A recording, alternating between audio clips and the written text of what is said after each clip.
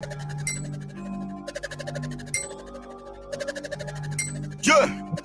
started out with nothing. Now I got a whole lot of something.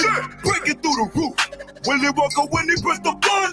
When I do a money ritual, all of a sudden money started coming. Then I cut the Holy Ghost. I still be rhyming even when I'm mumbling.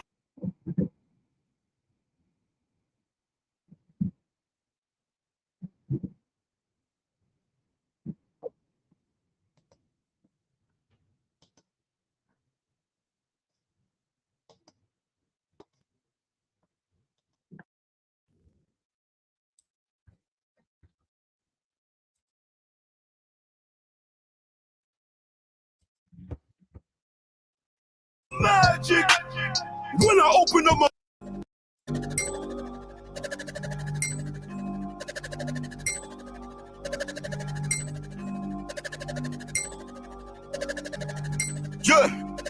started out with nothing. Now I got a whole lot of something. Breaking through the roof.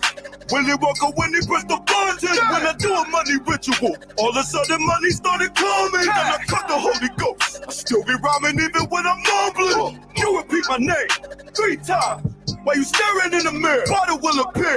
Like poof, I came from out of thin air. So me the gun is like a magic wand. I make a problem disappear. I knock a hated teeth out his mouth. Just to turn him to veneer. I can do magic, I can do magic. I can do magic, I can do magic. I can do magic, I can do magic. I can do magic, I can do magic. When I open up my mouth, I can move masses. Black magic on the beat, turn it to a classic. I'ma take the money out the bank, then I'ma put it in a matrix. So many niggas gotta pick the cut, so I turn it to my own fashion. I'm the original AI, I don't gotta go to practice. I got the answer for all the questions, you don't even gotta ask it. Pop, pop, pop, pop, pop. Heard another rapper got blasted. Shoot, DMT, Molly X, I'ma mix it all up with the acid. I can do magic, I can do magic. I can do magic, I can do magic. I can do magic, I can do magic. I can do magic, I can do magic.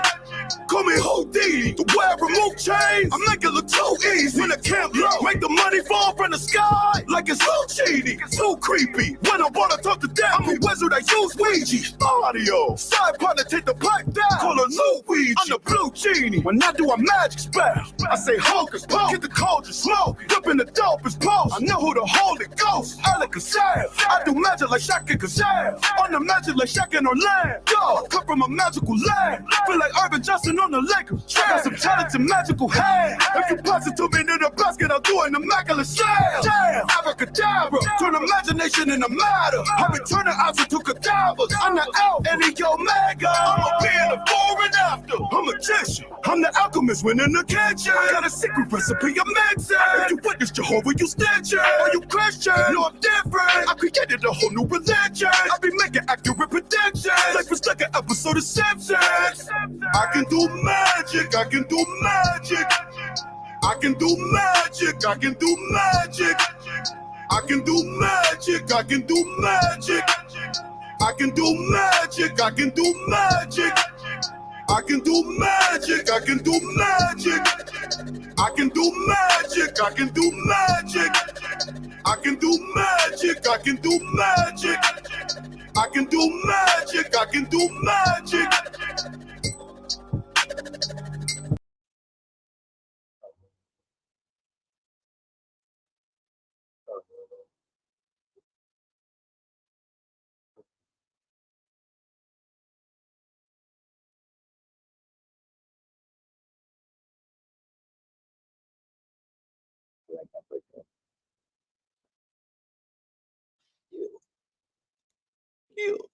You.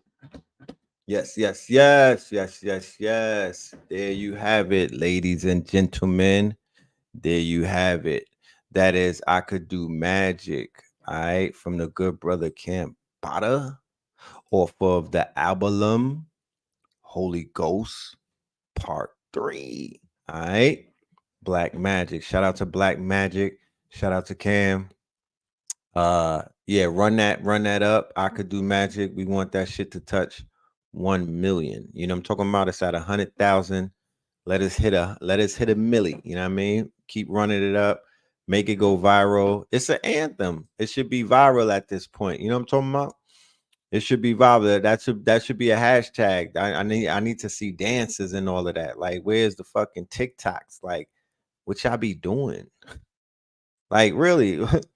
Is conscious people? Because I'm a busy man. I mean, I don't know how everybody's time is chopped up these days, but I'm really y'all have no idea. And I'm not trying to say that I'm busier than anybody that's out there. But for 1 minute, if you don't think that this is a task, yo. This shit was it was like fun for a minute, but this is a whole task. Whatever this is, you know what I'm talking about? Whatever this is a fucking job. You know what I'm talking about? It's not something that you could just float by in life. People be watching us doing these YouTubes, and people be watching us put on and everything while they sitting in their cubicles, and they be thinking that they could do that. You feel me? They be thinking that they could do that. And I say to them, man, you might be safe right there in your cubicle because you do not know what you signing up for. And when I say that, I mean frontline activities. I ain't talking about, YouTubing or being on Instagram talking shit. Nah, I'm talking about knees deep in this thing. This is a very arduous task right here. I have no idea. It encompasses every single minute of my day. I'm L Filthmore. It encompasses a lot. So I know I be busy. What y'all be doing though? You know what I mean? What's going on? How's everybody doing tonight? I'm talking about good evening. Welcome to another episode of Third Eye Thursdays. You already know what it is. You are now rocking with the best. Yes. Shout out to the IG family. Shout out to the Patreon family. And shout out to the family on the YouTube and whatnot. Disclaimer, real quick. Disclaimer. This is the backup channel on YouTube. It's called Know the Ledger. All right. Know the Ledger. After a long conversation with some of my contemporaries and comrades, it was said to me that Brother Red Pill, there's a lot of people who are distraught because they can't find you online and whatnot.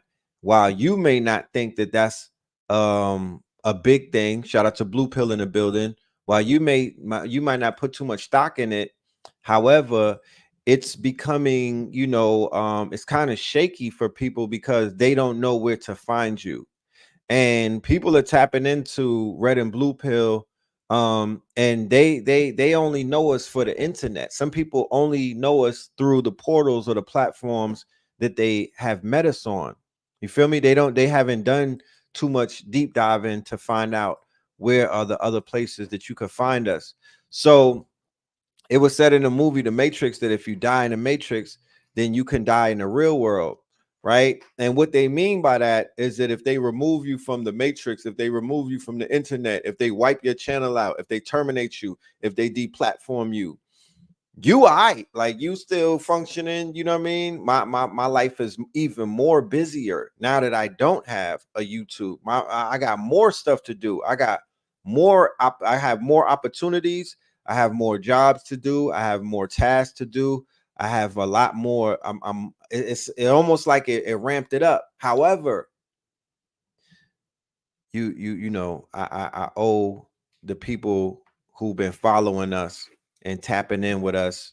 I gotta pop up in the Matrix every now and then so they don't feel like I'm just gone, and they don't feel like they lost somebody, and all of that stuff, because I understand the sentiments. It was explained to me very expertly by somebody who I highly respect. So as a result of that, we're going to give our backup channel a little bit of love. You know what I'm talking about? So we got our backup channel that's called Know the Ledge 44. And we also have Know the Ledger. You know what I mean? So, make sure you guys sign up to that channel. This is an experiment, of course. You know what I mean? This is something that we're doing just to let the family know that we are here, and also to bring y'all over to the Patreon, because that is the true backup. That is the true server. That is where the master classes are held. That is where the information is deposited daily, right? Mostly AI information, information about technology that I feel that everybody, not everybody, because that's not what everybody does. But for those of you that are in that field, if you have an iPhone or a Samsung and whatnot, you know what I mean? People are like, oh, I don't know about that AI stuff. Shit. I saw the Rose. They got a new Rose that talks to you. You know about that? They have the toy called a Rose and it's talking. So that right there, yeah, it was already AI. It was considered soft AI. But now that shit is having conversations and whatnot. So we are venturing in new territories. Okay. New territories.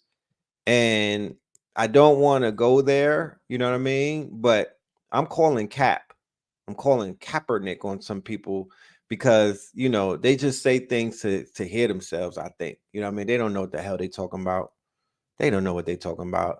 They locked in with AI. They in bed with AI. Literally.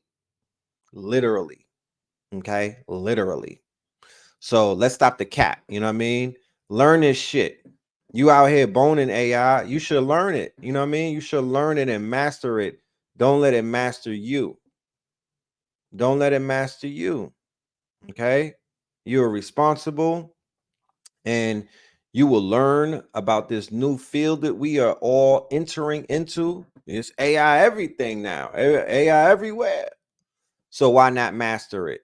So on the Patreon, there's classes on there that you could be able to master this new technology, take full advantage because the time is now. There's no more time. The time is now. Okay. The time is now. So without any further ado, I want to do the roll call. You know what I mean? Let's bring it back. You know what I'm talking about? Let's bring back the roll call and let's see who is in the building. And by doing such, we could even help people that are in the chat, discover other people in their cities or adjoining states and whatnot. So they too could link up because I'm all about networking. I think that is the most important thing. I think that is the most overlooked, but that might be the most important thing that's being overlooked is the fact that our network is our net worth. We I think we're squandering. And it's not us personally. We don't have to be held accountable. It's the technology in a sense, you know what I mean? Shout out to all of the developers and coders out there. But we need more network heavy applications so people in the chat could begin to link up and build with each other. That's why I like doing the in real life, the IRL Melanin Mondays, because we get to really get to see who is in the building. And there's some very powerful people that show up every Monday and at the Melanin Mondays in Atlanta. You know what I'm talking about? We ask people, what do you do? What is your skill? What is your gift? So I could just imagine who's in the audience right now. And I promise you, when I get my hands on the technology to whereas we can extract information to find out who's who in the audience, we're all gonna go to bed more richer. Rich Phil is, you know what I mean? You all gonna be rich in a sense. You know what I mean? Ye are wealthy, ye are rich. What that means is ye are gods too. And what that means is we need to start focusing on looking at each other instead of looking away from each other, or instead of looking over each other and looking around each other. You understand? That's one of my pet peeves. It irks me that people love to look over and around each other when we the ones that we've been looking for. So let's go ahead and do this roll call. We got Cali in the building. Shout out to Cali. We got Mississippi in the building. All right. I see you. CT in the building. Shout out to CT and whatnot. You dig? Okay. Let's see who we got in the building. We got DC, San Francisco. We got Louisiana, Arizona, Savannah, Georgia, Santa Rosa. We got Phoenix in the building, Fayetteville in the building. You dig? Barbados, Wagwan, Tennessee. You know what I'm talking about? Yeah. Philly in the building, South Carolina in the building, Florida in the building. All right. We got Vegas. All right. What's going on, Vegas? DMV. Shout out to DMV. Is that legal shrooms and marijuana in DMC in the DMV? Dallas, Texas. Yeah, I'm talking about Lafayette. Lafayette. Shout out to Lafayette. A lot of indigenous Aboriginal people in Lafayette. Good people I know from Lafayette. All right. Kansas City. We got Rome in the building. Shout out to the gods in Rome. Philly. All right. Shout out to Philly in the building. We got another Philly in the building. Come on, Philly. Philly, let's link up. You know what I'm talking about? I do have some announcements. Tampa. Mark your calendars for March. Tampa, Florida. Mark your calendars for March. Detroit, Michigan. Mark your calendars for February. Southside Atlanta. Legal shrooms in DC. That's what I'm talking about. You know what I mean? No wonder y'all so lit in DC. I need to take a trip over there. You feel me? Have I ever been to the Bay? Briefly. Yeah, briefly. I did some crumping and I was out. You know what I'm talking about? I pulled up, I crumped, and I was gone. Yeah. St. Petersburg. So yes, in February, which we're giving it a new name, Watts. Shout out to Watts in the building.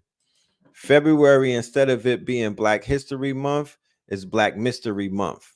You dig? VA in the building, Cincinnati. We got Strong Island. We got Jersey. We got Colorado. We got Seattle in the 504, Fort Worth, Texas, Las Vegas, St. Petersburg, Palm Springs, Boynton Beach, Florida, Cleveland Heights, Columbus, Ohio. We got the A in the building. We got Rich Mound in the building.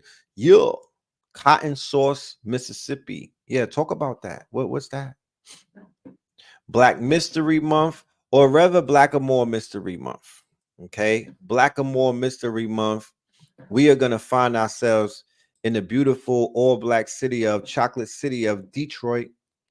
We coming to the deep pause. We coming out to the Detroit. What up, though?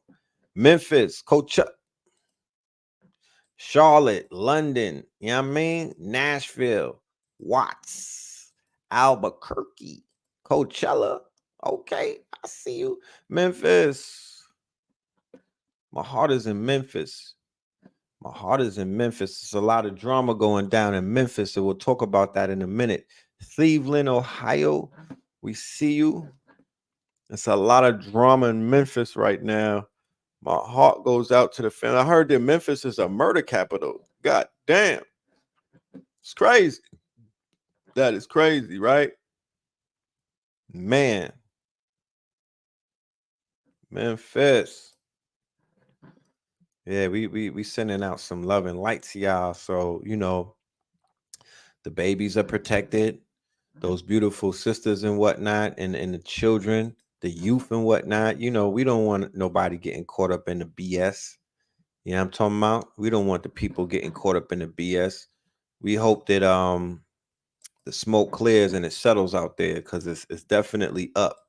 You dig? But we'll be in Detroit. Shout out to Detroit. This is on the 25th of February. Okay. This is in conjunction with Crumb TV, right? So Detroit, the real Gotham City, Sunday, February the 25th with the Twin Pillars. It's going to be a weekend out there. We're doing Saturday and Sunday. So the Sunday event is going to be a private event. At that event, we're going to be having a lot of things, you know, 420 friendly. We're going to have a little bit of Reiki, some massages. It's going to cater to both men and women. We're going to be feeding you infused foods and whatnot. We're going to be dealing with the Reiki, the sound bowl healing, a little bit of plant-based medicine. And, you know, we really tapping in on that Sunday. The Saturday, we'll be teaching, okay? We'll be in full teacher mode, giving y'all a full lecture, all right? I'm bringing the Facts Initiative to Detroit. That will be on February the 24th. I'm pulling up with the facts, the food, the art, the clothes, the technology, the shelter. Facts 24. We pulling up in your city. And the good brother Crumb, he's going to be presenting a lecture called The Real Gotham City. that's gonna be he already gave me a glimpse of what he's gonna be tapping into. So that's gonna be lit. You know what I mean? That's gonna be crazy. Yes, Brother Crumb and MOI. Shout out to them. You know what I'm talking about? But yeah, we about to turn up. You know what I mean? We coming to your city. We coming to Tampa in March. We bringing the facts to Tampa in March. I will give you a direct date, but it will be right after February. We will be pulling up in Tampa, so look out for us. And yeah, show us, show up, pull up when we pull up. Pull up when we pull up. We bringing, yeah, we gonna bring some treats. Okay, we're gonna be bringing y'all some treats. Yeah, the sound bowl healing. You ever did sound bowl healing while you was on shrooms? Oh my goodness. That shit takes you to a whole nother level, I promise you. You know what I'm talking about? It takes you to a whole nother level. Like it opens up all kind of portals. So man, tap in when we hit Memphis. Okay, I'll let you know. You know what I mean? I will let you know when we hit Memphis up. I think we'll have to do the Memphis and the Nashville, all of those together. Probably do a whole boop, boop, boop. Yeah. Yeah. The Reiki, you know what I mean? The massages. You feel me? The infused massages though, not just a regular massage. The infused massages. So you're gonna get those oils infused into your body. We doing feet, you know what I mean? I have a group of some beautiful sisters, you know what I mean? You pay now. We're not gonna have no happy endings and whatnot. We got a group of some beautiful sisters out of Detroit, and this is what they do. You know what I mean? This is what they do. They specialize, they're certified and whatnot. So they will be joining us. It's gonna be a whole movie, y'all. I mean, as we get closer to the date, we'll talk more about it. We'll do something in conjunction with Crumb TV to give everybody a heads up as to what it is that we're gonna be bringing to y'all. But man, we outside, bro. 2024, we outside. You know what I'm saying? We outside. 2024 is not an inside type of year. It don't feel like a inside type of year. Does it feel like that to you? I know that they got this new scare about the disease X, right? Could I even say that on a YouTube right now? Disease X. You feel me? But I know that they out here fear mongering and whatnot. I know a few people that got knocked down. They like, yo, that shit knocked me down. Whatever it was, it knocked me down. So, be safe. There's some shit in the air. You know, this is definitely deworming, detox season. You might want to consider getting out those parasites while we're in these winter months and whatnot. You might want to consider that winter makeover because shit, what else is there to do? What else is there to do? This is hibernation season. This is get low season. This is get out of the way season. This is disappear and pop back up. You know what I mean? With a whole new everything, new teeth, new nose. No, I'm just playing. But you know what I'm talking about. It's that time. It's that time. He said you're not worried about Twitter X. I am definitely not worried about Twitter X either. But it's it would be remiss of me if I did not say that I haven't been on the phone with people who have been overcoming whatever this mystery illness may be. You feel me? Some shit is in the mind too. It definitely is. OKT is doing a fast next week. Oh, I'm on that. Say less. I'm on that. You feel me? I am definitely on that. I'm getting some deworming or parasite removal type of herbs, and then I'm on that. You know what I mean? It's that time. It's that time. You feel me?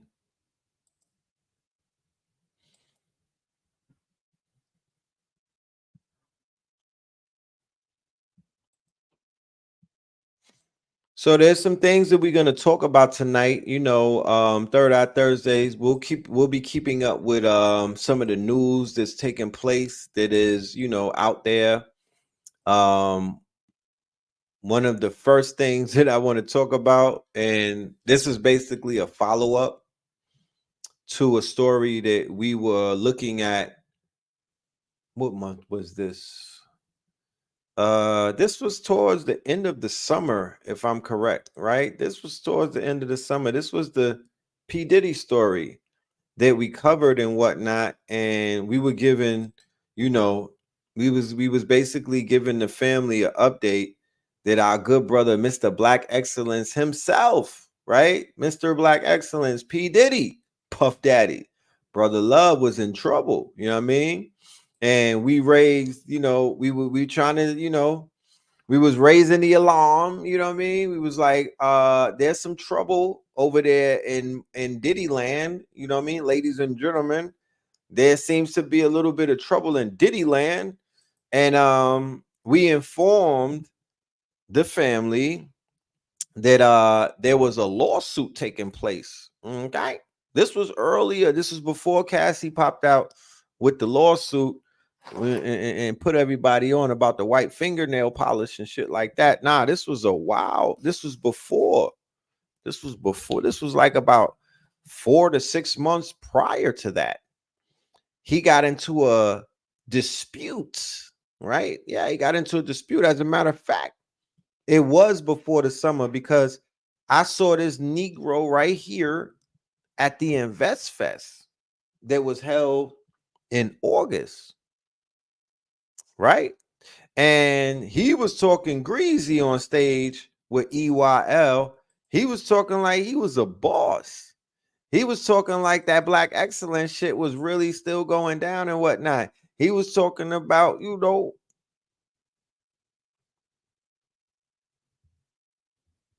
be listening to Orlando Brown. Is that really a thing? Is that really a thing? Orlando Brown in 2024? That's what we doing? Okay.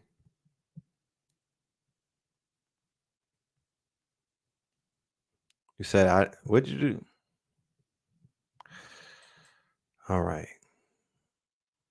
Don't get washed tonight, brother or sister, whoever the fuck you are. Don't get washed. Cause I'm in that mood. You know what I'm talking about? I'm definitely in that mood and I got time today. So, please tread lightly, bro.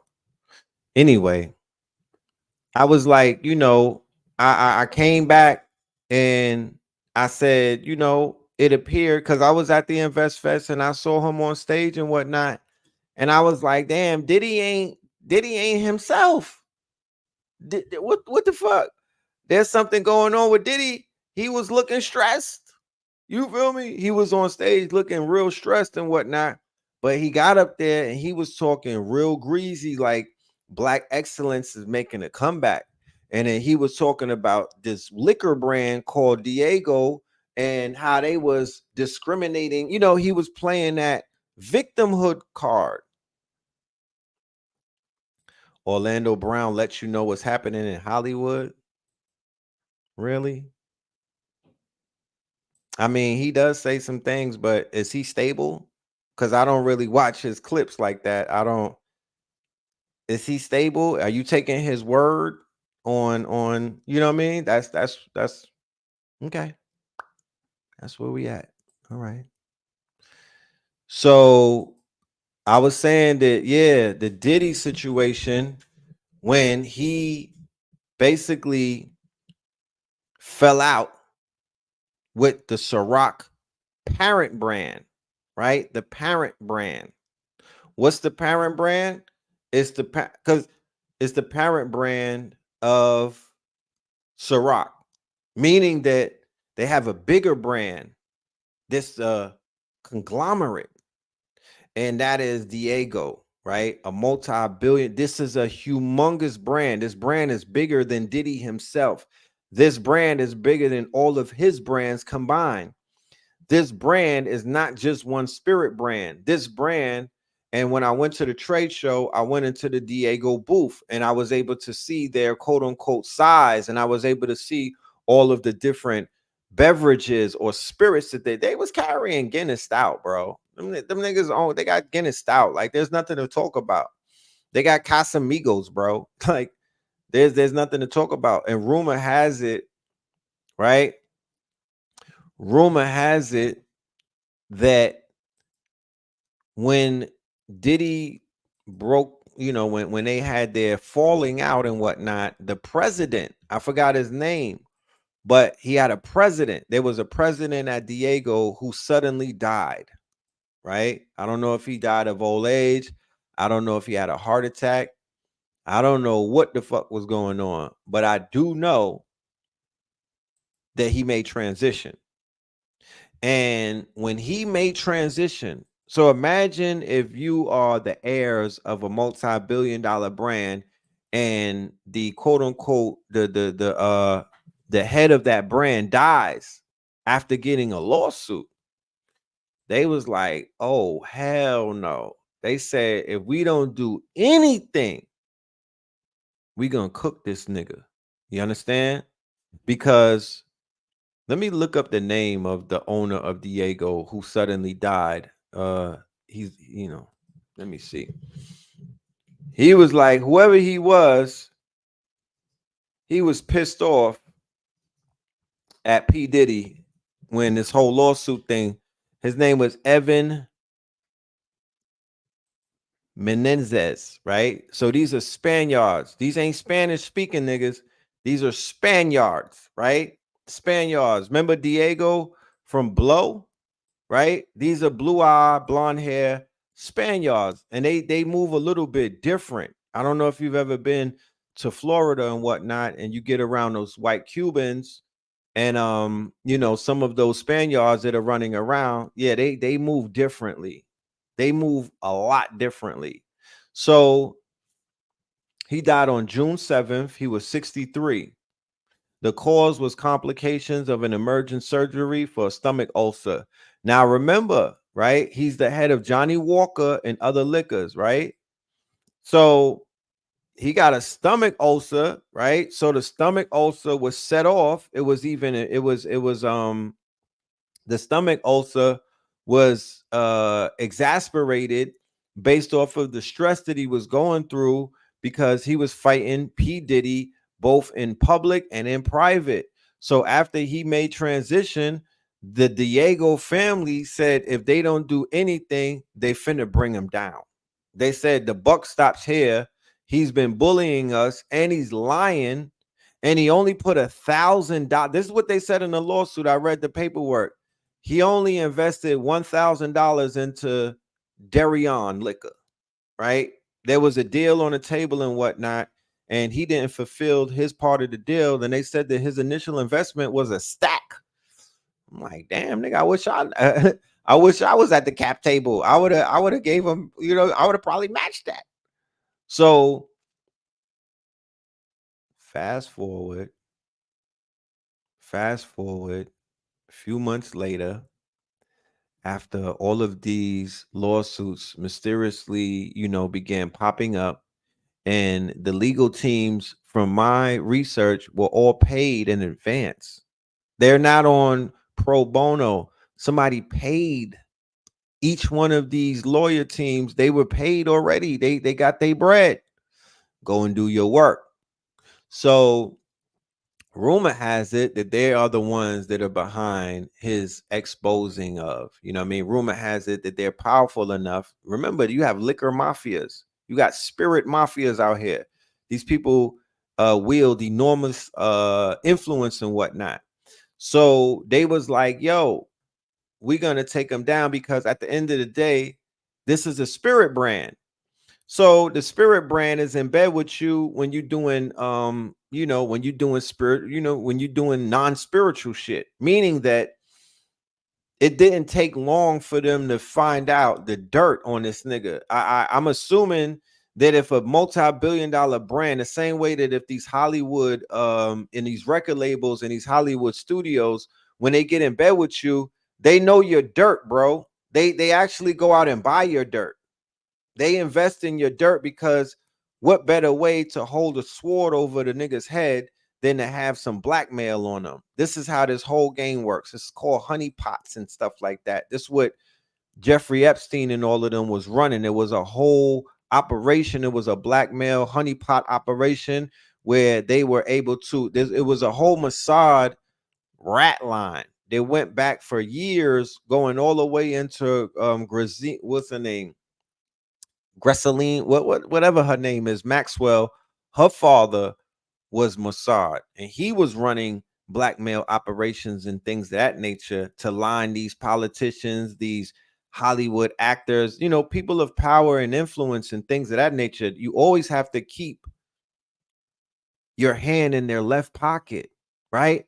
How do you keep your hand in their left pocket? The hand in the left pocket is extortion, right? I'm gonna keep my hand in your left pocket. You're gonna pay me a few dollars every month, my nigga, and I'm gonna keep this secret between me and you. You feel me? I ain't finna blow you up. You know what I mean? We know your sexual proclivities.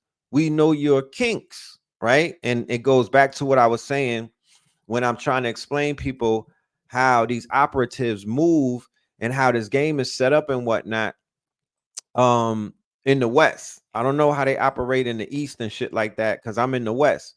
So in the West, based off of what the alphabet boys, not what I say, I study, I'm a researcher based off of what the CIA, right? Operatives from the CIA and operatives from the Federal Bureau of Investigations. It's a surveillance operation. What does that mean?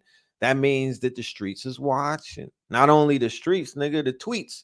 Not only the tweets, but them peoples is watching. The feds is watching. That's why you better put that shit on, nigga.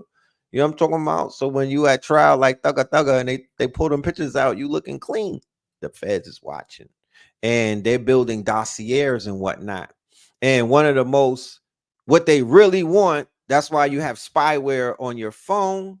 That's why you have malware and spyware on your phone. And they got these little cameras that they be hiding in people's houses, and they hack your cameras and they hack your phones because they want to know your sexual proclivities. They don't care about that public face that you show the world, because they know that you lying. They know you fronting. You feel me? Hoover started that blackmail. Hoover was being blackmailed himself by the mafia, because rumor has it that he was a bati boy, cross-dresser. Everybody knew that. And he was being blackmailed by some of the top mafia bosses because they knew what? His sexual proclivities and his kinks, right? So in this quote unquote fake Judeo-Christian country that we live in, where it's all about these fake morals and these Christian values and things of that nature, the politicians and the people that are in front of you, they put on a public face, and then behind doors, they got a private face. And then when really no one is looking, there's the secret face, right? So case in point, if you kill something, like a drill rapper kill, and I'll break something down about that in a minute. But if you body a nigga, right, that's your secret that some people go to the grave with, like a body, or taking a life. You know what I'm talking about? Or taking somebody's fucking innocence. You know what I mean? People keep those secrets close to their hearts, right? That's one. Private is a little bit different. Private is what you do in your private life. That's basically how you fornicate. Now, while you may think, oh, it's nothing to it, I'm just a missionary type of person. People who are in higher positions that are around power players, power players, they fuck for power. You know what I'm talking about? It's a little bit different when you climb the ladder. The stakes are a little bit higher, and sex is definitely used as a weapon. Okay. You're dealing with Romans. They utilize sex in a perverted and an inverted way, not for sex magic, but for what Crowley and them was talking about, a perversion of the sex magic. That's what these orgies, that's what all of that 50 Shades of Gray and the Eyes Wide Shut and all of these private parties that these people are into. That's what Orgy Island was about, So when they get into these quote unquote lustful lower, these what would you call sacral, lower frequency type of lustful situations, where they're letting their lower self take over, and they're being pulled by their desires, right? And one knows that when your desires begin to take over, You're not worried about protecting. You're not checking the room. You walk in the room and it's like, it's a whole platter right there. You're not checking for secret microphones and cameras. You're not wanding the room down. You're not even wanding Shorty down. She might even be a op and be working for them peoples. So they getting all 2 minutes of your pleasure, my nigga. All 2 minutes of it is captured in 4K. You know what I mean? All of the two humps in the camel, nigga. They capturing all of that on 4K. You know what I mean? Camera find out the woman that you thought that you was laying with, that's a dude. It's fucking Sydney Star or one of these trannies and whatnot. Come to find out, the shorty that you thought you was laying with, oh nah, nigga, she's 15. You know what I mean? Yeah, the escorts are CIA. They turning escorts into agents. The most important thing that they want from their quote unquote operatives is to discover your private and your secret affairs. That is what the movie Inception is about. That was a high level espionage movie because that's what they want. They have to capture your most devout secrets. That's how they could control you. Who do y'all think unalive Kevin Samuels? That's an interesting one. You feel me? I think that the woman that they might have sent to him was definitely an operative who took him out. You understand? They want to know what your proclivities are. Why? Because that's how they'll run you. Once they know that you have a fetish for little boys, oh, they got you now.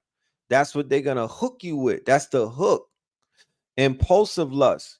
So in this day and age where there's hypersexualization of society, it is not relegated to a race, it's not relegated to a people, it's not relegated to a group. Hypersexuality is everywhere. We can't just point fingers at the alphabet people and be like, oh, all they deal with is just, perverted sex. And no, this shit is everywhere. If you dial back to about 20 years ago and whatnot, even though it was somewhat raunchy and things of that nature, it was nowhere at the levels that this shit is on. Nowhere. Nowhere, no how.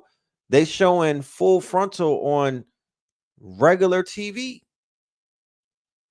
Things like they showing full frontal on like Netflix, on TV. Like they've stretched the boundaries. So we live in this hypersexualized environment. So that leads to non-discipline. Non-discipline leads to a checkmate. At the end of the day, non-discipline is a checkmate. If you signing up to play this game, you better know what the fuck you're playing. You better know the game that you playing, because the people that are playing against you, they read the rule book. They study the instruction manuals, and when you sleeping, they working. You better know what you signed up for, because you could get lined up real quick by some people who know how to checkmate niggas and put your ass in a bind. They will have you working for them in a no amount of, I promise you, them niggas will have you working for them because you couldn't control your lower self.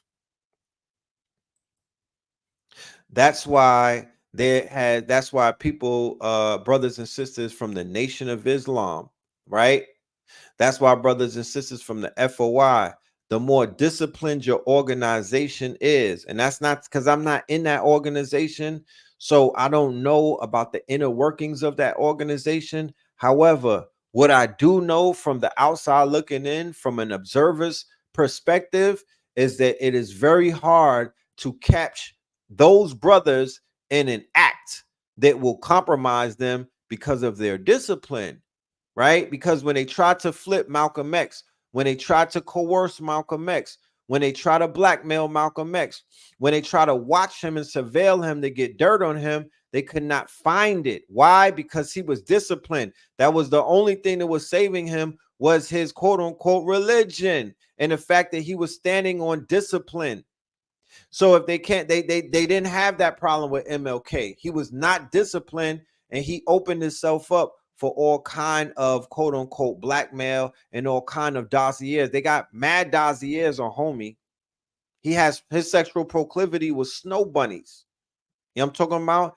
And you know, he was in some heavy ass you know, he was doing them baptism, the Baptist orgies, I think they call it.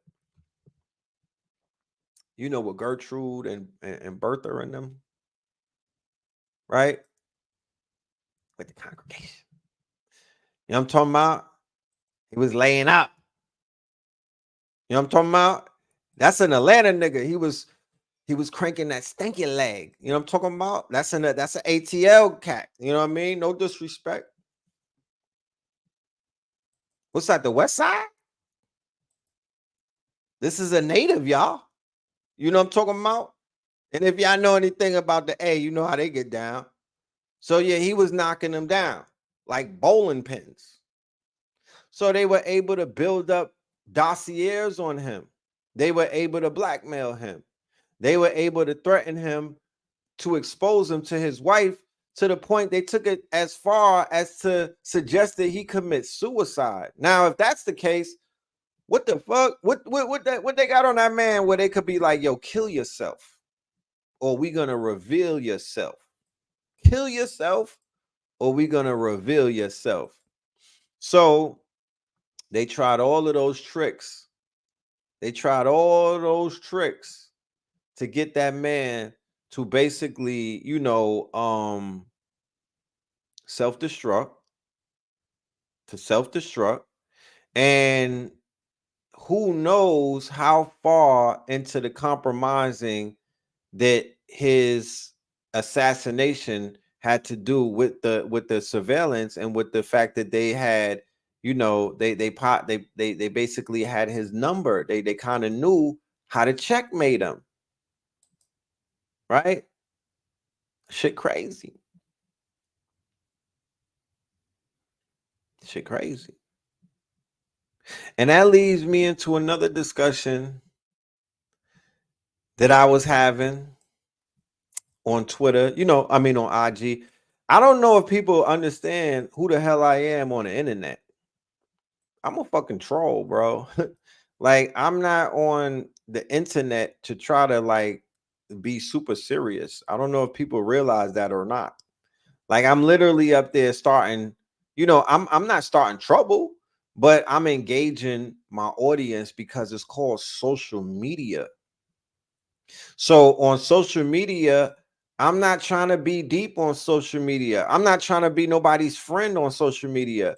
I'm not trying to connect with the people. No, nigga, that's not what I'm on. Who have to do. had sex with non-African men. Even if it was just an experience? Yes. Wow. If they sex them, a date, I can live with that. A kiss, disgusting, but I might swallow it. Oh my God. But if she gave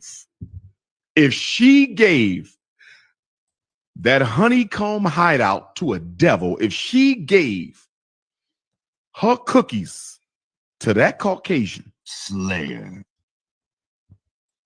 I cannot go back into that cave after she let a Neanderthal enter it. I cannot do it. She has disrespected her vagina and every female ancestor we've ever had. I don't date women who have had sex with non-African men. So once again, this is social media, right? It look, what make Dr. Umar shit don't make you, you know what I mean? Like, it's social media. He's socializing. Yeah, he's kicking the hornet's nest and he's ruffling some feathers and whatnot. But it's social media. What else are you gonna do on social media? Social media is about having these conversations that are like taboo, or having these conversations that you know is gonna cause some type of brouhaha. I don't give a fuck. You know what I mean? That's why I'm on social media. I don't care.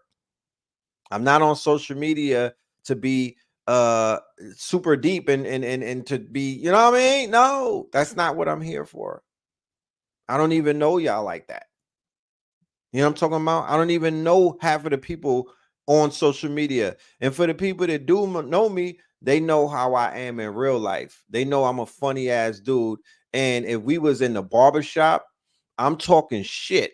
If we on the block, I'm talking shit. If we in Harlem selling t-shirts, I'm talking shit. You know what I mean? I'm that's what I do. You know what I'm talking about?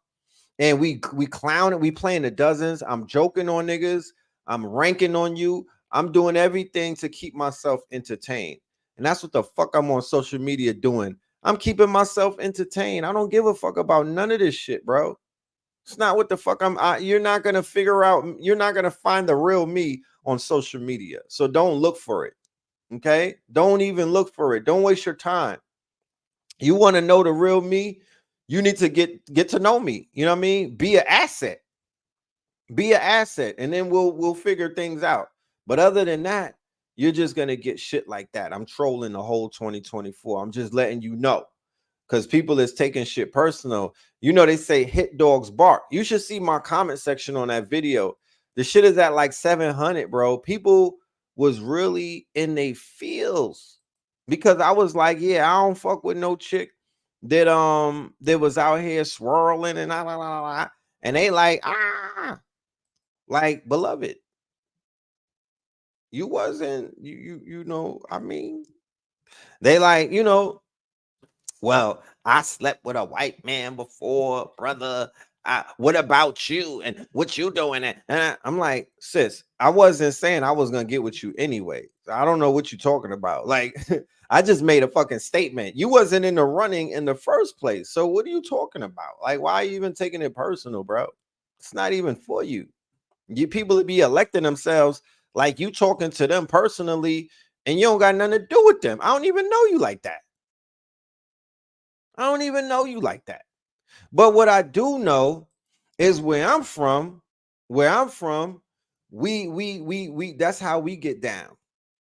When we posting up in Harlem and we see one of y'all walk by with your septum rings and whatnot and your nose and whatnot, and you got locks down in your back, but you were the snow bunny.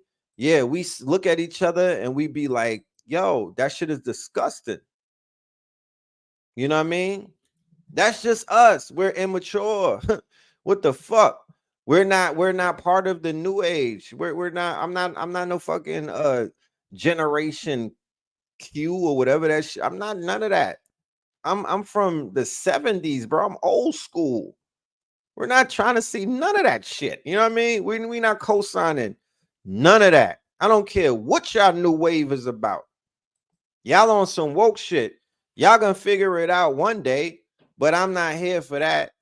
We're not here for that. We're not judging, but we definitely are smudging. We not judging, but we like, yo, if you divest yourself, well, stay divested then. Because you're not coming back here. I'm not taking you back because I know what European men be doing with their women. And after that, we don't want you back. We don't want you back. That's sloppy seconds. That's real sloppy. We don't even want you back. No disrespect. That's just how we talk, though. That's just how we talk. You know what I'm saying? That's just how we talk. And unfortunately, they created some shit called the internet. So the internet, you supposed to not talk like how you talk when you're on the block. And I'm not finna do that. I'm gonna keep talking the way that I talk. No disrespect to nobody. You know, we playing dozens. We playing the dozens. You know what I'm saying?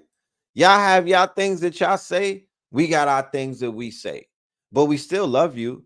And to be honest with you, it's really an emotional reaction. It's really some shit where, you know, black men, you know, low key, that's kind of like, you know what I mean? That's kind of like a slap to the face.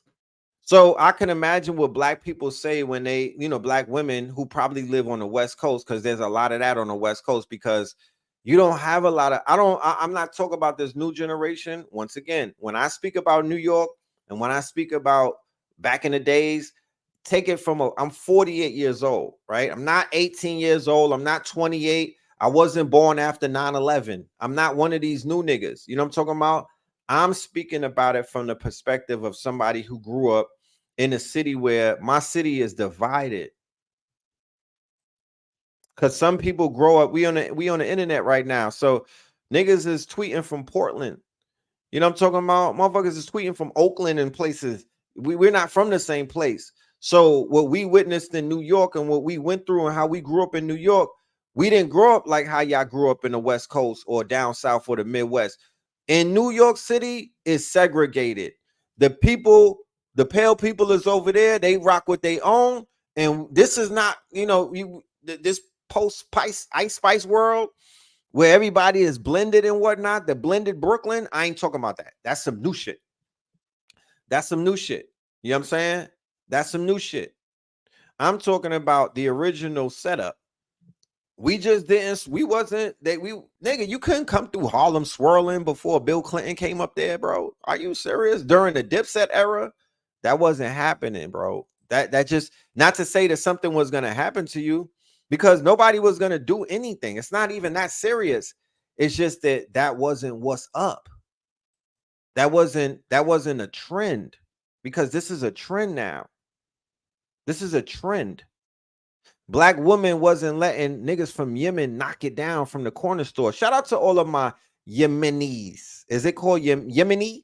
Yemenis? It's not like Japanese where they from Yemen. It's Yemeni. Shout out to my peoples from Yemen, because those are the Akis that make the chopped cheese at the corner store. And I just want to give a shout out to the spirit of Yemen. Very rebel, very soldier-like. They was under the genocide of Saudi Arabia for like 7 years and whatnot. And to see the resilience and to see the backbone and to see the strength in them, they deserve some sisters and whatnot. Y'all go get them niggas some action. You with the septum rings. Go holla at my niggas. I would rather see y'all with a nigga from Yemen, than to see you with Jon Snow.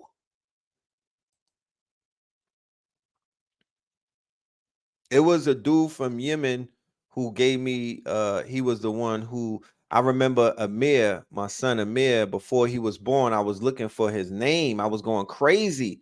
We had name books, African name books. I think the nigga I think Mustafa was in the running and whatnot to be his name. And I went to the corner store and my dude, he threw the name out there. And I was like, wait, what? He was like, Amir, it stands for Prince. And when he said Amir, it just clicked. And I was like, that's it right there. And I ran upstairs and I told his mother, I said, look, I know Mustafa is in the running, you know what I'm saying? And Simba is next. But what about Amir? And the rest is history. That's from the Ox, my nigga. That's from Chopped Cheese Ox right there. They had the AK. You know, them niggas used to show us they AKs and whatnot. They used to show us their AKs. You be dissing African women. You don't diss Jamaicans. First of all, are you talking to me? Personally? Are you talking to me? Because are you talking to me about what Africans am I dissing? But anyway, Akis with the AK-47. They should show us the little Akis, like 3 years old. The AK bigger than them. They would show us all of the pictures of them having the weapons in the mountains and whatnot. So now these is the ones that's holds they the ones they got the whole Red Sea. They got that whole area under pressure. I'm talking about big pressure on the Houthis from Yemen. Big pressure. That's corner store Akin. These niggas, they went home and turned up. I know what it is. That's corner store Akin. That Chopped Cheese Akin. Them niggas shooting them motherfucking rocket launchers and drones and whatnot. I ain't dumb. I know that's corner store Ak. They got deported or they went home and they turned up. You know what I'm talking about? They over there playing DJ Clue mixtapes, 50 Cent and all of that. Them niggas, They assimilated very well into our culture. I'm gonna just put it like that. They assimilated very well into nigger culture. The Yemens, they adapted. Those are the niggas of the Middle East. Facts.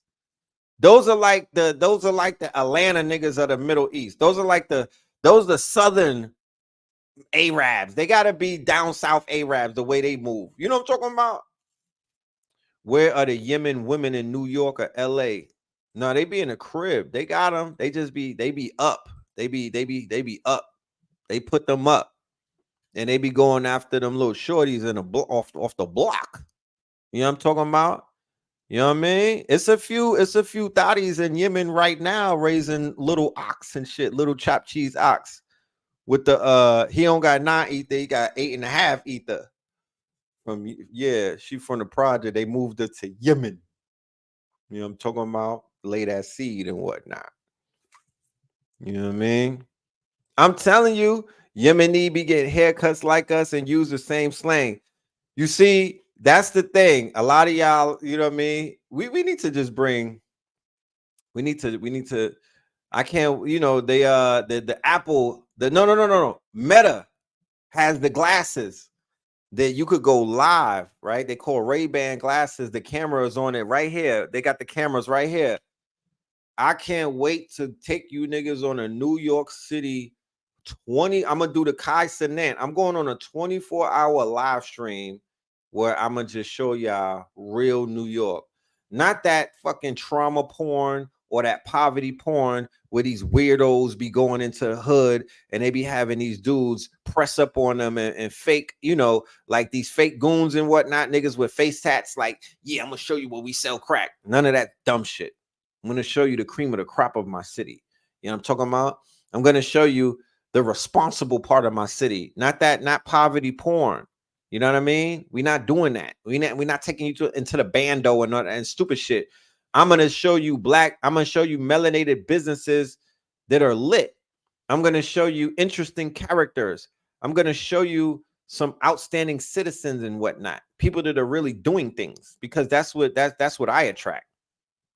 That's what I attract. And I need y'all to see how the ox get down in New York. Like, it is an interesting thing, because I promise you, a lot of people, as I travel around America, they don't have Akis in Florida like that. They don't got Akis down south. These Akis down south, they not like the New York Akis. They not like these is Indians that I be seeing in Atlanta. These are the red dot Indians. I don't know where they come from, but they not like corner store Ak and them be wearing Pele's motherfucking they be wearing Timbs and whatnot. They with the shit. They smoke Zaza. They got the fucking you know, they got the what's that shit? What's that shit they put on the Zaza? The grabber leaf. Who you think started the grabber leaf? Who you think holding down the grabber leaf? It's chopped cheese Ak in them. It's the Yemenis. It's the Yemeni. So by association, I associate with the Houthis. Like, I could relate to them because I know who they are. I know who they are. They not, I don't have a problem with them. You know who I do got a problem with? Them people that's killing them babies. I can't wait till they get their quote unquote karma. They're gonna get big. Their karma's coming to them so big, y'all. So big. So big. You said they're humble down south. Yeah, I think they they kind of humble. They kind of humble. The Indians, that they don't turn up like the ox in New York do. I guess they kind of intimidated out here. It's too much Negroes. Like, they intimidated in the South, but in New York, they turned up. They are turned. You feel me? You said, does that hit like the toad? What's that? What we talking about exactly? You know? So yeah, man. Shout out to the Yemenis and everything. And you know, back to the conversations about this twirling thing. Now, of course, I put the video up about Umar, and people wasn't excited about, a lot of people was in their feels about that. And I get it. I just didn't know how many of us. It blew me away. I didn't know a lot of the sisters was out here, giving it. You know what I mean? Giving Jon Snow and them a chance. I'm clapping up for y'all, man. Hold on, clap it up.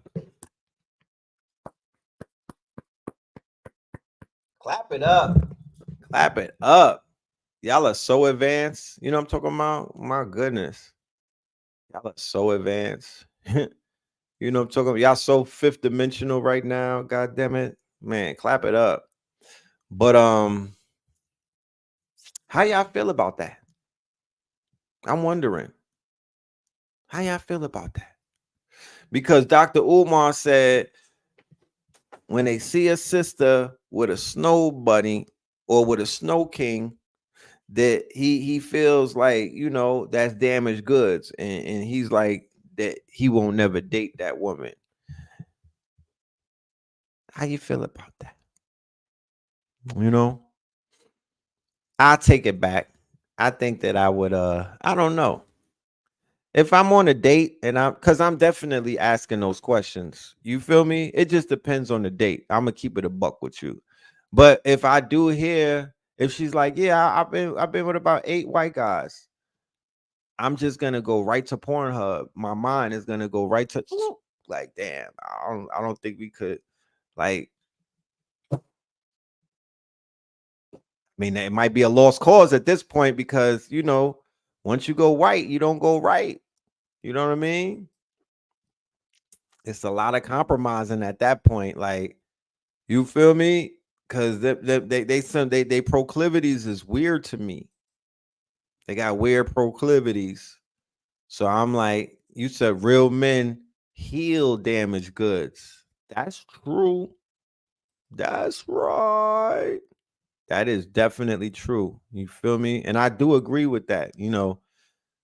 Men and women alike, we have healing properties to us. And to not be on, like, all right, cool. I'll be mature for about 3 minutes. There should be like some type of some therapy, like to reinstate the sister back into the, you know what I mean, into the swing of things. You know what I mean? There should be like a re-entry therapy session so we could deal with some healing. You know what I mean? Because that shit could be traumatizing. The same thing when the brothers is too deep into the sunken place with the Beckys and whatnot. If you get back into the swing of things, if you get back into the pool and whatnot, there should be some type of level of detox. There should be some type of level of reorientation back into the divine feminine.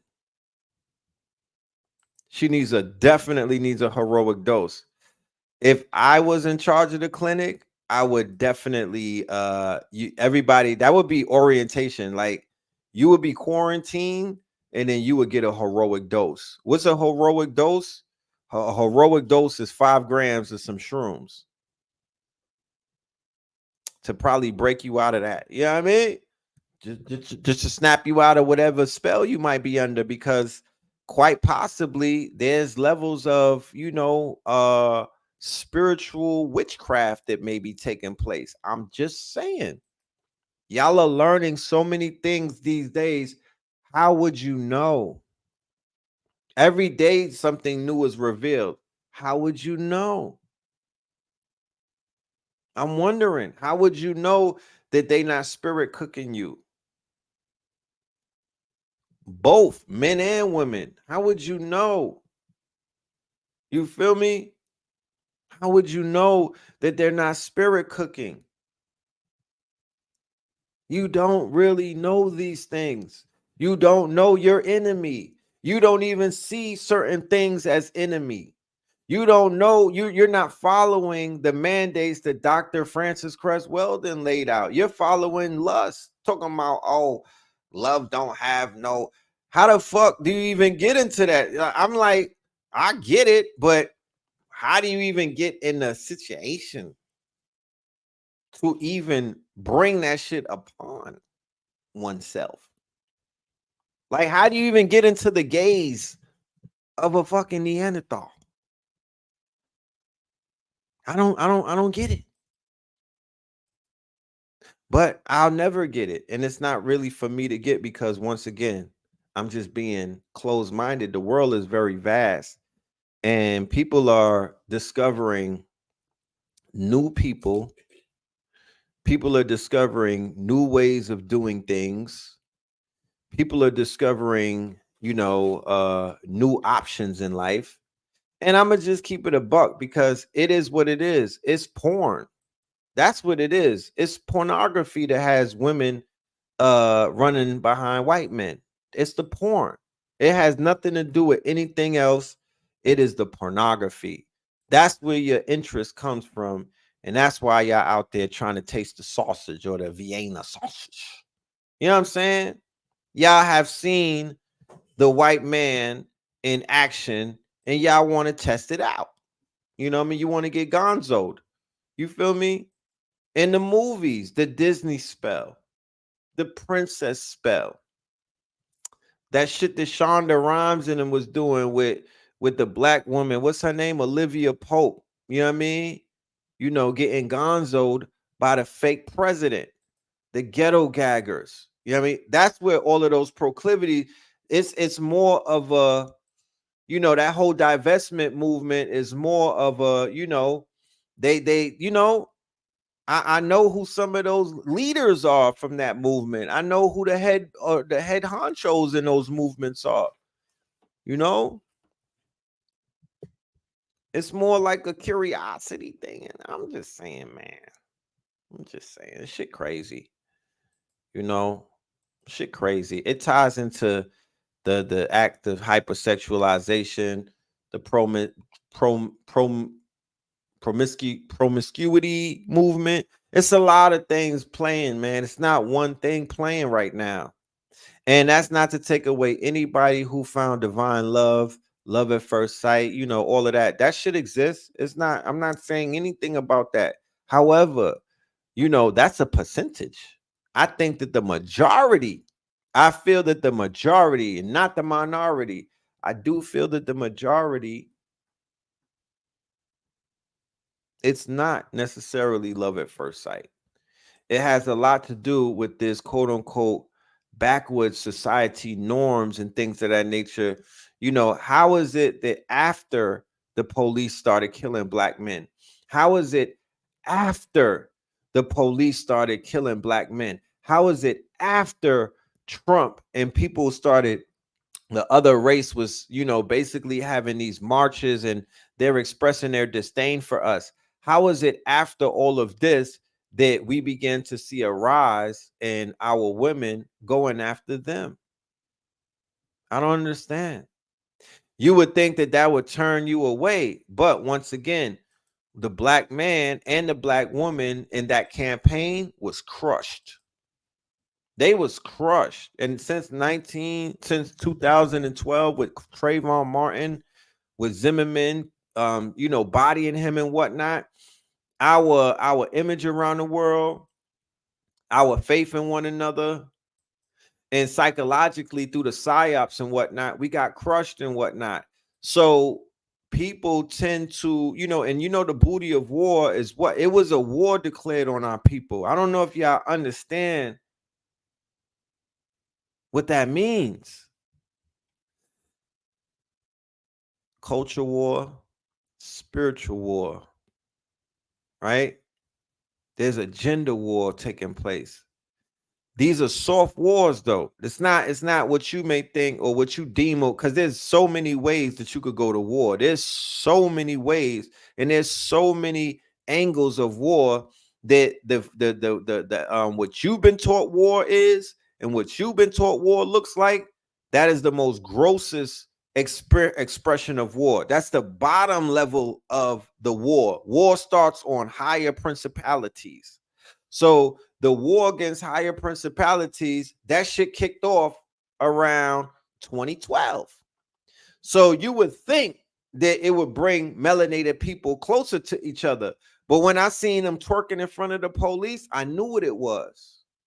And it goes on the other side too, because, you know, black men, black cadavers, they were ritualized in these quote unquote psyops. The black man, the black cadaver, the black body and whatnot. A dead black man. That's what they built this whole goddamn thing off of in the past 10 plus years. It was on a black body, a black man's body. A black man's body and whatnot. It was the illest ritual that you niggas went through, and you probably don't even realize you went through it. And it's still going down. So you would think that it would be off limits for the other side until we figure this out. No, the opposite happened. More people started swirling. Can you riddle me this? How the fuck does that happen? Right? How does that happen?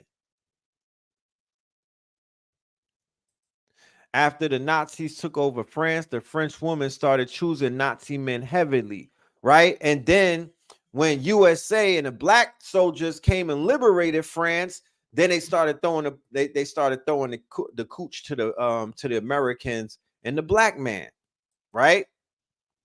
So what happens with females? What happens with women in war? They start choosing. Y'all can argue with your phone. Don't argue with me. They start choosing. That's why women are the booty of war. Y'all gonna get on the side of whoever won. And that's what happened. Niggas lost that war. We got washed up with the police killings, with Dylan Roof, with Zimmerman. I'm talking about the shit was nonstop. Y'all all right now. Y'all not patting your weaves right now, but during that psyop, people was losing their fucking shit, bro. People was losing their shit. The anxiety was crazy. People's I seen edges falling out and whatnot. Motherfuckers was remember conditions before the C-19 came. People had pre-existing conditions. Those pre-existing conditions was exasperated over the last 8 years because people were being subjected, grannies, aunties, and mamas and whatnot was being subjected to all of this Black Death. Nonstop. And you talk about millions of people watching lynchings as opposed to back in the days, it was only thousands of people that probably seen our brothers and sisters hanging and whatnot. But the digital lynching that was on your phone and whatnot, and Facebook and YouTube was pushing the algorithm directly to you. You were being put underneath a level of psyops that we have never seen ever before because we never had social media. We didn't have social media. This is a new thing. This is something new. So what was the fallout? What was the fallout? Because all psyops have a fallout. What is the shadow of that? The shadow of that is that we got abandoned. We got abandoned. Okay? We got abandoned, right? Because they want security. They want safety. And when the black man was proven that he can't protect his woman, we got abandoned, y'all. They jumped ship. That the fucking septum rings ran off on us. And they went to the other side in private and whatnot. Then all of these photos started popping up. Y'all in Greece and shit like that. And I'm not talking about y'all in it. You know, this is nothing personal. This is nothing personal. Hit dogs bark. And I'm not taking no personal shots. I'm just saying that the explosion of women and sugar daddies, that shit took off. How did that happen? Y'all went with the same old white men because, you know, people be like, man, red pill, you're a racist. You got to get over it. This new generation, you know, we don't have anything to do with it. We grew up to MC Hammer. But y'all running around with 80-year-old white men, though. The fuck you talking about? Who the hell is taking y'all to Greece? Y'all with the white man who had John Lewis and them niggas in Selma under pressure. What are you talking about? You not with young white men. You with fucking George Clooney and them. You know what I'm talking about? These are niggas that was hanging your grandparents. And this who you went with? This who you rolling with? This is your security plan? This your security blanket? I'm perplexed. I'm perplexed. You understand? I'm perplexed. Whenever I see a sister with an old fucking peckerwood, man, fellas, don't go on vacation thinking that you about to see a sea of black beautiful women with black men. That's not happening. You go out this country and you're gonna see what the fuck been going down. You're gonna see who holding all of them cameras while they coming around showing pictures by themselves. You're gonna see it. It's gonna turn your stomach sick. The shit that they doing is looking like prostitution to me, y'all. That's what that shit is looking like. Pure prostitution. And I hate that for y'all. I hate that for y'all. I hate that for y'all. It's a horrible look. You know, it's a horrible look. It's a horrible look. No other woman is running around the world looking like that. It's crazy. So I understand why Umar is ruffling feathers. I understand why Umar is out here ruffling feathers and he hitting these goddamn dogs that are barking. I get it. I get it. I'm not going to cry about it. I'm not going to be immature about it. I'm going to tell the men that it is an emergency. You feel me? It's an emergency. And we have to figure out what it is that we're going to do, right, to get our women back, bro. I think that's what the conversation, instead of us, always arguing and going back and forth and just saying what we want, and talking crazy. We talk crazy to each other because, we haven't fixed because one of the main things that would keep black men happy forever is if we are able to settle these issues that we have with our sisters, y'all. We got to make this shit right. We cannot ignore it. And I'm talking to myself too. I'm not preaching to y'all. I'm talking to myself. We got to find a middle ground and figure this shit out because it's no fun. It is no fun alone. Like, you think this shit is going to be fun by yourself? If you're not able to be with your divine quote, and it's so many divine reflections that it's like it would be almost egregious if you're gonna look over a whole sea of goddesses. You're gonna look over a whole sea of non-ether. You're gonna look over a whole sea of shea butter. You're gonna look over a whole sea of golden melanin, of chocolateness, to be like, excuse me, this is like, imagine a movie where there was like 10,000 women on the beach, right? And they all looking like Bernice Burgos or whatever her name is. They all looking all, what's the other one? Bria Miles. And you feel me? They just looking scrumptious. And here you go with your black ass. You walking through all of them. Excuse me. Move out of the way. Excuse me. Like you bottle service. Like you bottle service. You feel me? All to pull up on Celine Dion, nigga. All of that to pull up on Celine Dion with all of these sisters in front of you. You feel me? Astaghfirullah. Astaghfirullah. That ain't it. That ain't it. Yeah, Bria Miles. a whole beach full of Bria Miles, and you know what I mean? And all of that. That ain't it. So yeah, I'm clowning and I'm acting all buffoonish and everything because hey, it's Thursday. You know what I'm talking about? But ultimately, at the end of the day, if you really want to get serious about it, yeah, we need to, brothers. There's nothing that we can do but get our shit right and get back up. We can't stun on them. We can't stun on them. We can't leave them. We can't necessarily divest ourselves. So the only thing that we really can do at this point is try to figure out, yo, what is it that they need? You know what I mean? Because I heard a sister say some slick shit like, oh,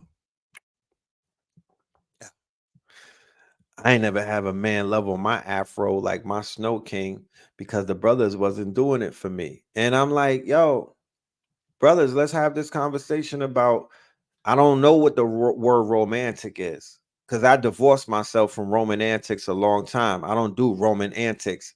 But brothers, we should definitely have that conversation. We should, I mean, where's the studs at? Like they could teach us some things too. You know what I'm talking about? Shout out to all the studs and whatnot. They be knowing. The studs got the cheat code. You know what I'm talking about? The studs got the motherfucking cheat code. They could sit down and tell black men how to treat these black women in an elite way. In an elite way. Because they pull up with some elite shit with them, yo. I don't know what book they be reading, but they got some fucking they got the cheat code. They got the cheat code.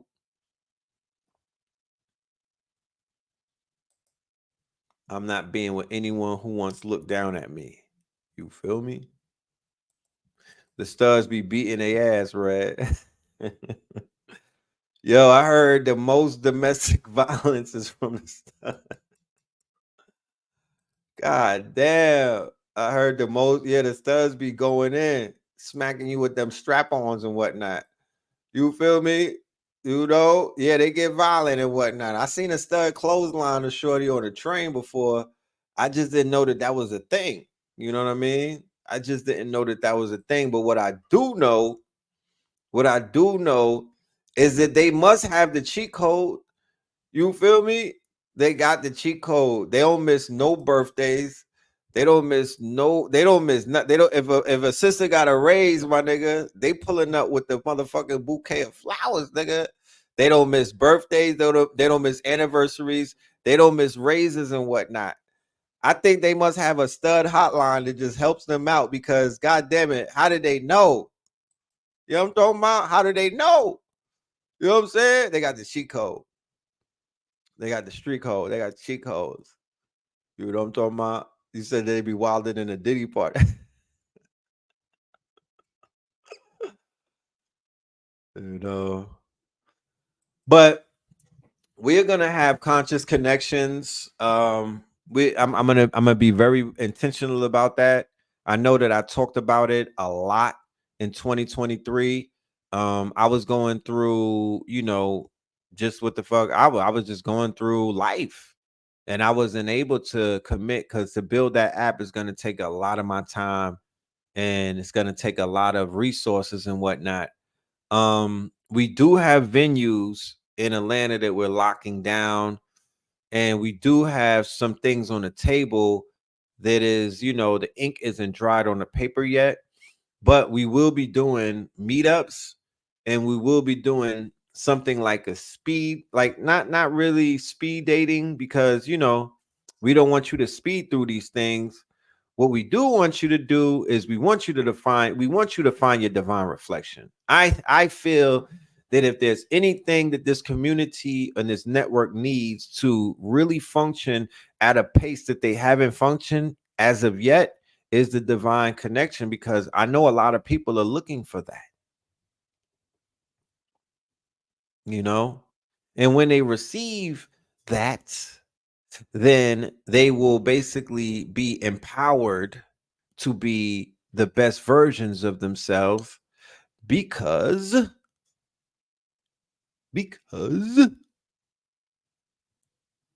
at the end of the day, as sentient light beings having a human experience, there is no more of a divine experience than the experience of love and connectivity.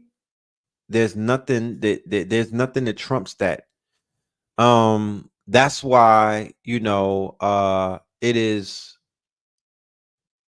sacred. You know, that's why it's sacred. But we need to have more conversations. You feel me? You know, allow me to be silly, because that's just my way of coping. That's my coping mechanism, is to be silly. I laugh so I don't have to cry. We don't like to see some of the things that we see. Y'all have every right to say what y'all don't like to see. We are confused sometimes because we feel like women, y'all let everything pass. So we don't realize that, you know, it's like, how you gonna be mad at me and you walking with a nigga that got a silky Hawaiian with a beard? I don't get it. Like, if you see a nigga walking with a Becky and whatnot, how you mad at him? But sis, you walking with a whole man, he holding a poodle, right? And he got a BBL. Like, so we just feel sometimes that y'all let a lot of shit slide. So y'all wasn't really, you know, y'all wasn't caring about niggas swirling. You know what I mean? We was like, what the fuck does she care? You know what I mean? She understands what it is. But but apparently, you know what I mean? Apparently, y'all have an issue with that. Y'all don't like to see that. You know what I'm saying? Y'all don't like to see that. So we got to have these conversations. You know what I mean? We got to have these conversations. Rumor has it that the younger generation, like my son is 16 and whatnot, they said that the younger generation, they're really adamant about knocking down Becky's and shit like that. They was like, the younger generation have made their mind up, and they like, yo, the trophy is a Becky or something Spanish. You feel me? And I would say that hip hop played a large part in that, quote unquote, you know, in that it's a program. I would say that hip hop played a large part and whatnot in that program. You feel me? You said the dog got no, the dog don't got a BBL. The nigga holding the dog got a BBL.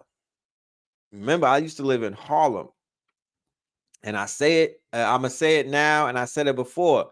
Me personally, because I don't live in Midtown Atlanta. I'm on the outskirts. I don't live in the city. I'm like, nobody really lives in the city of Atlanta. Niggas is all on the outskirts. I don't see the shit that they talk about. Atlanta's the gay capital. Maybe the women, I don't see the men like that. I saw more in Harlem, right? I saw more in one day of Harlem that I seen in the last 2 years in Atlanta. I promise you, on everything, on God. Harlem was crazy, bro. You have no idea. Harlem was crazy.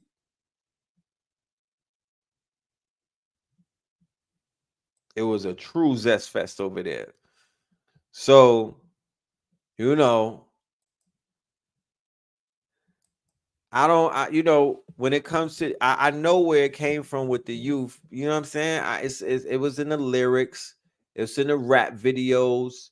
You feel me? It's kind of out, but you know, we gotta figure out how to get these children off that you know, back into back into these sisters, these young boys. Oh, go to Lenox Mall.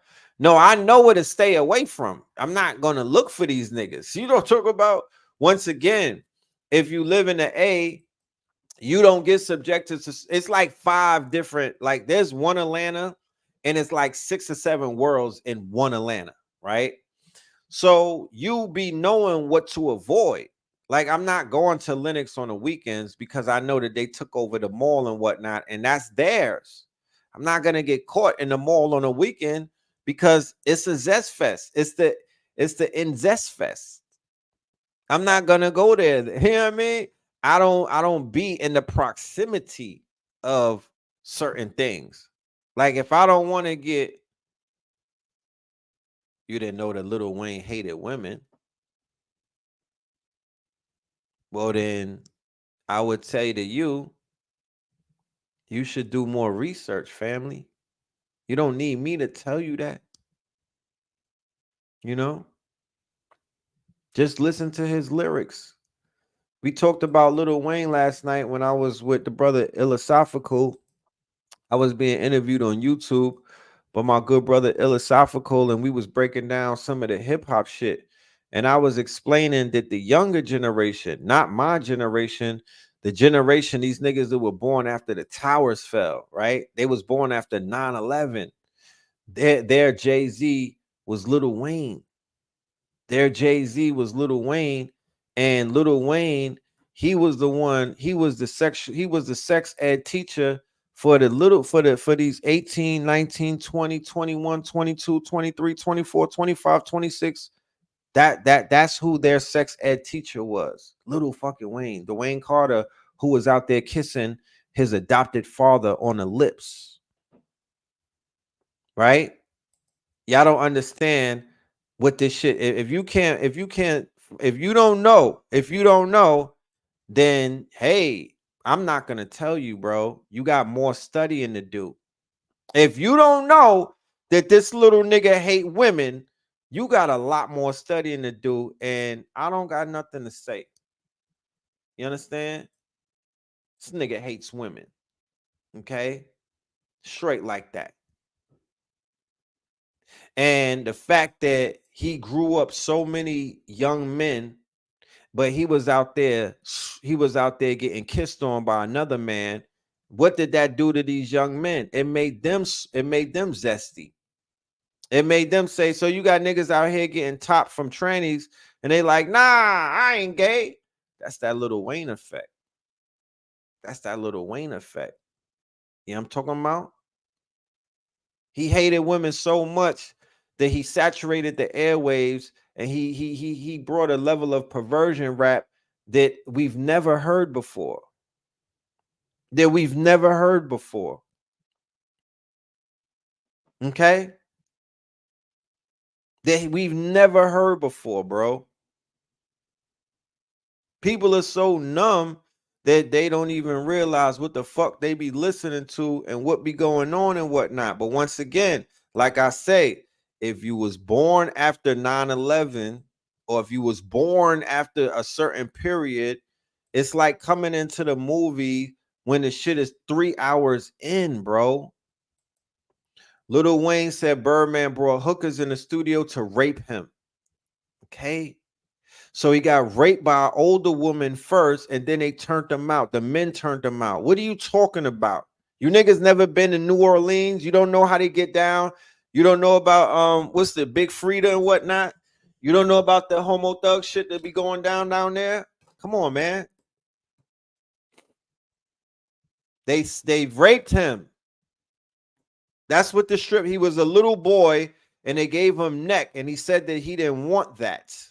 He was not, he was embarrassed and whatnot. He got raped. Okay?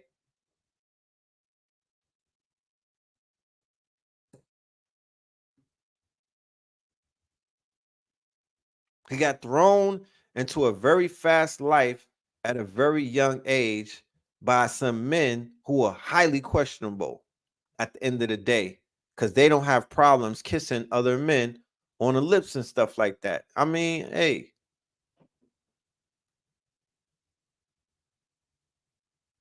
Mr. Baby, who walks around with KY jelly in his pocket all the time. Come on, man.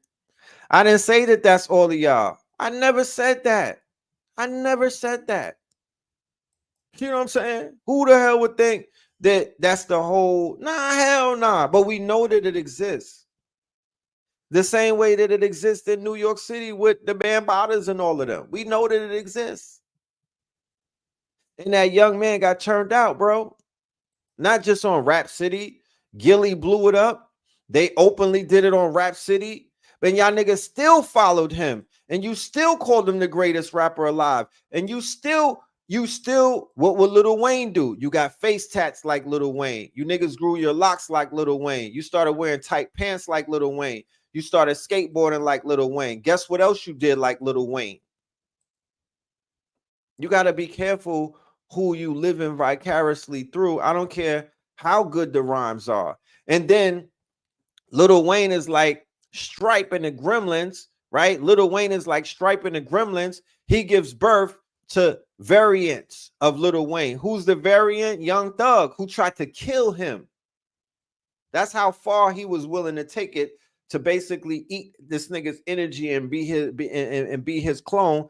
He tried to kill him on a tour bus with little Pee Wee in them. Come on, man. Y'all need to come outside a little more.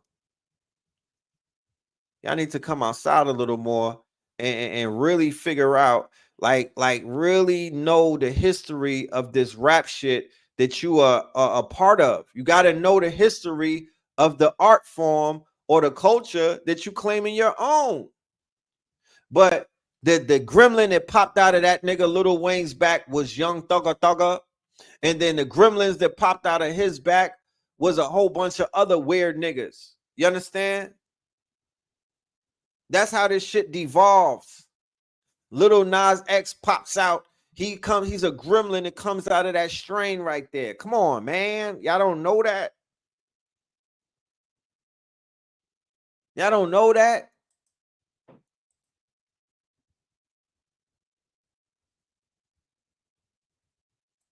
These little men was on dope. I was there. I seen them. Y'all wasn't there. I was right there in the hotel lobby. I was there with them. They was on dope. They was young on heroin, bro. These niggas was dope addicts. Straight like that. Not. This is 1999 we talking about. This is 1998. These little niggas was on dope. Baby and them had BG on dope. They had them on dope, real dope, like heroin.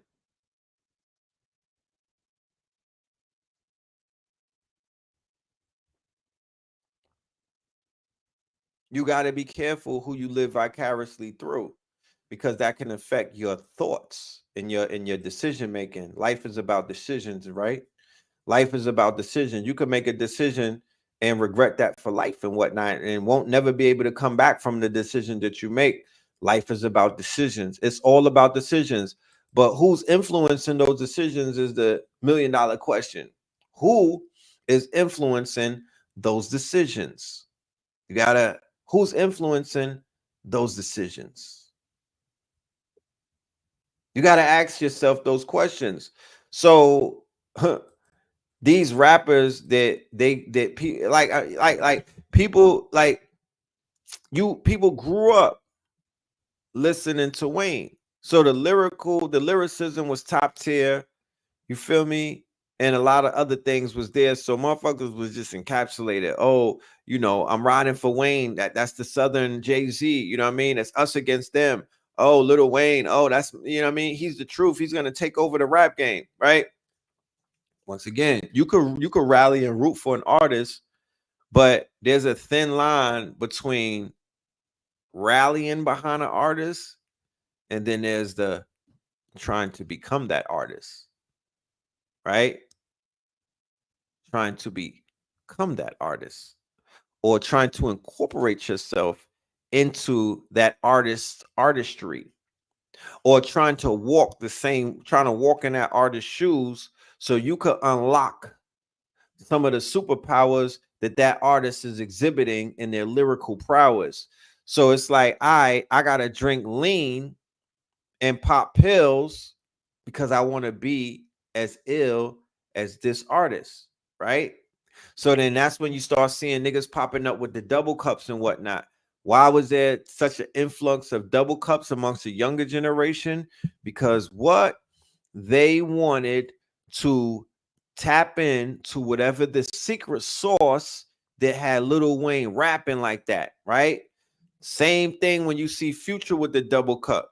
He know marketing. He understands market. This is a wise man. This Future. He's a wise man coming out of the Dungeon family. He's a wise man playing dumb. There's a few people out there like that, but definitely Future. He's a wise man playing dumb because the money is where the dumb people are at, right? So people play dumb. They play the chitlin circuit and they dumb themselves down because it's dumb. You know, they getting that dumb money.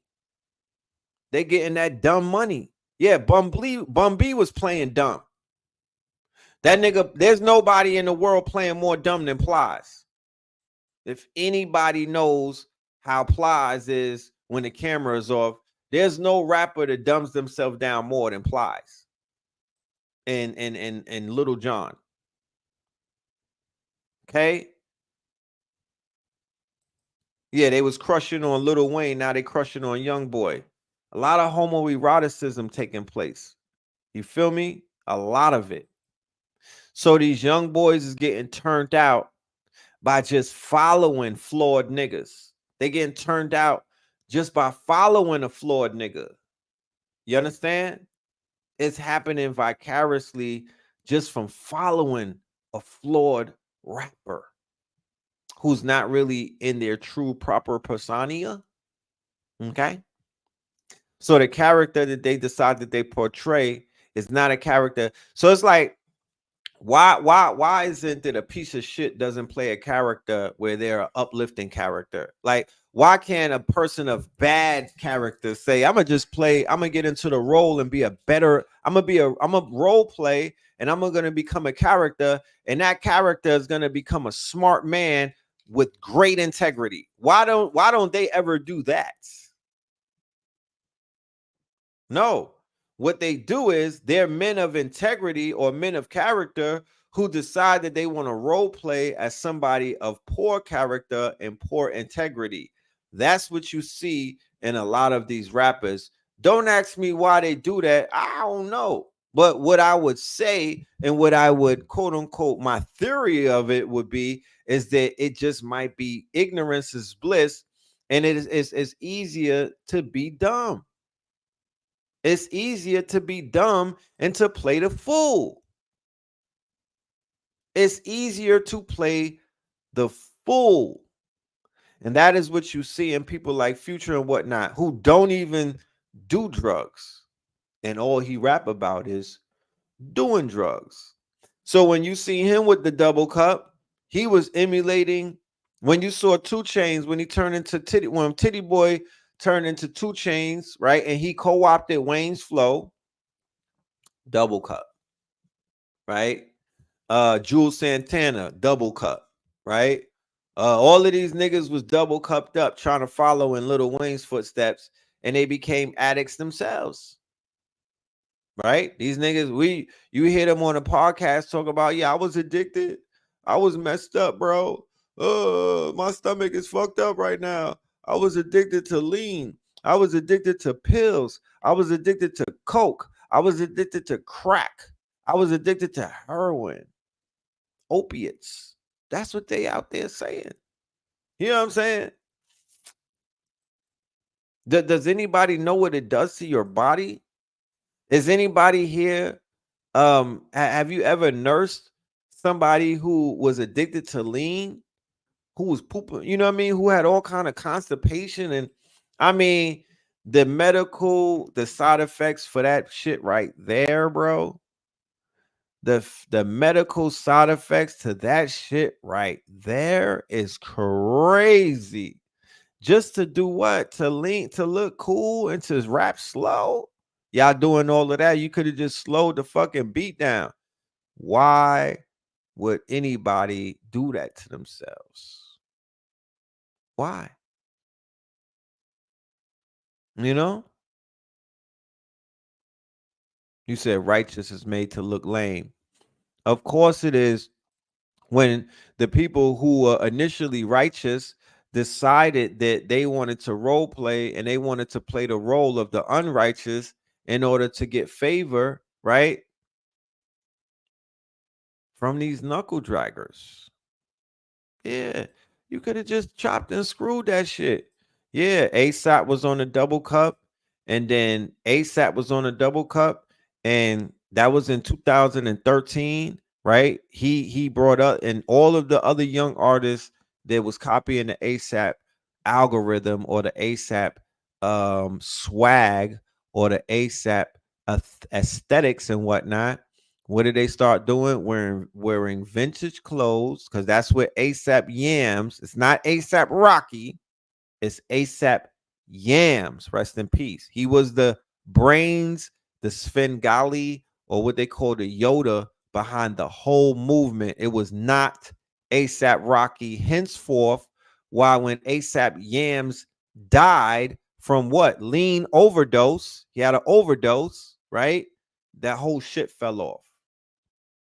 All of the creativity fell off. Yeah, homie is hanging on by a fucking string and whatnot. But they fell off in terms of the creativity that they were paving the way. They were paving the way. You know? They were paving the ASAP and them was paving the way. And you know, Yams died. And now he's just floating and lingering. He doesn't have what it takes to live up to what Yams was doing for him. He don't got that shit was lost. You know what I mean?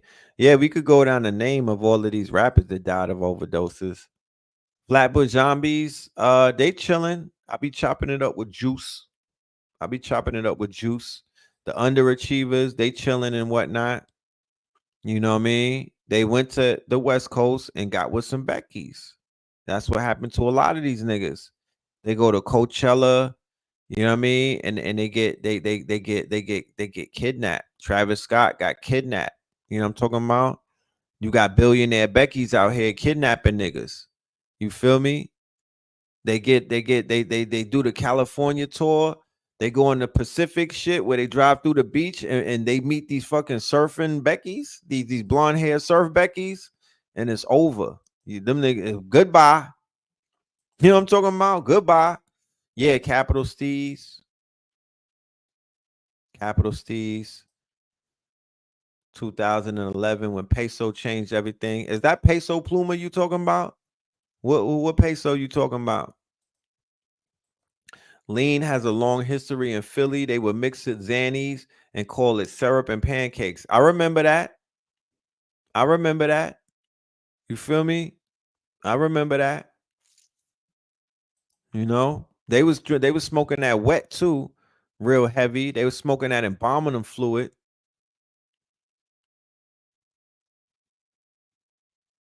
Rocky is with the alpha female. Riri saved that nigga. You damn right she did. Riri saved that nigga. He was couch surfing.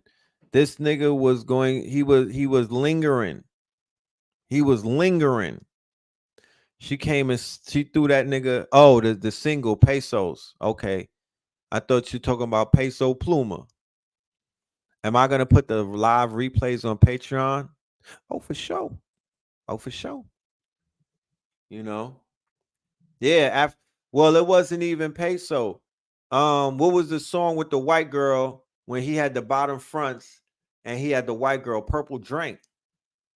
You feel me? Purple Drink was what popped them off, right? And I remember seeing the white girl with the bottom fronts in the Purple Drink video, and niggas was not bringing white girls in the videos like that, especially white girls that look, she like an Abercrombie and Fitch model. They wasn't doing that before Rocky and them popped back up with the, I'm talking about, not to say it never happened before that, but the impact of ASAP Rocky and them on youth culture is, you know, I mean, I don't have to tell y'all the youth. Some of y'all you understand what it was. This is before Odd Future. Odd Future was super odd when ASAP and them came out. They was like throwing up pills and they was real anti everything. The Tyler the Creator, he wasn't even all the way in his bag at first. You feel me? So Trump saved them up in Sweden. Yeah. The Woolies, not the Woodies, the Woolies, the Coke and the they were sprinkling Coke and weed and whatnot. That's what the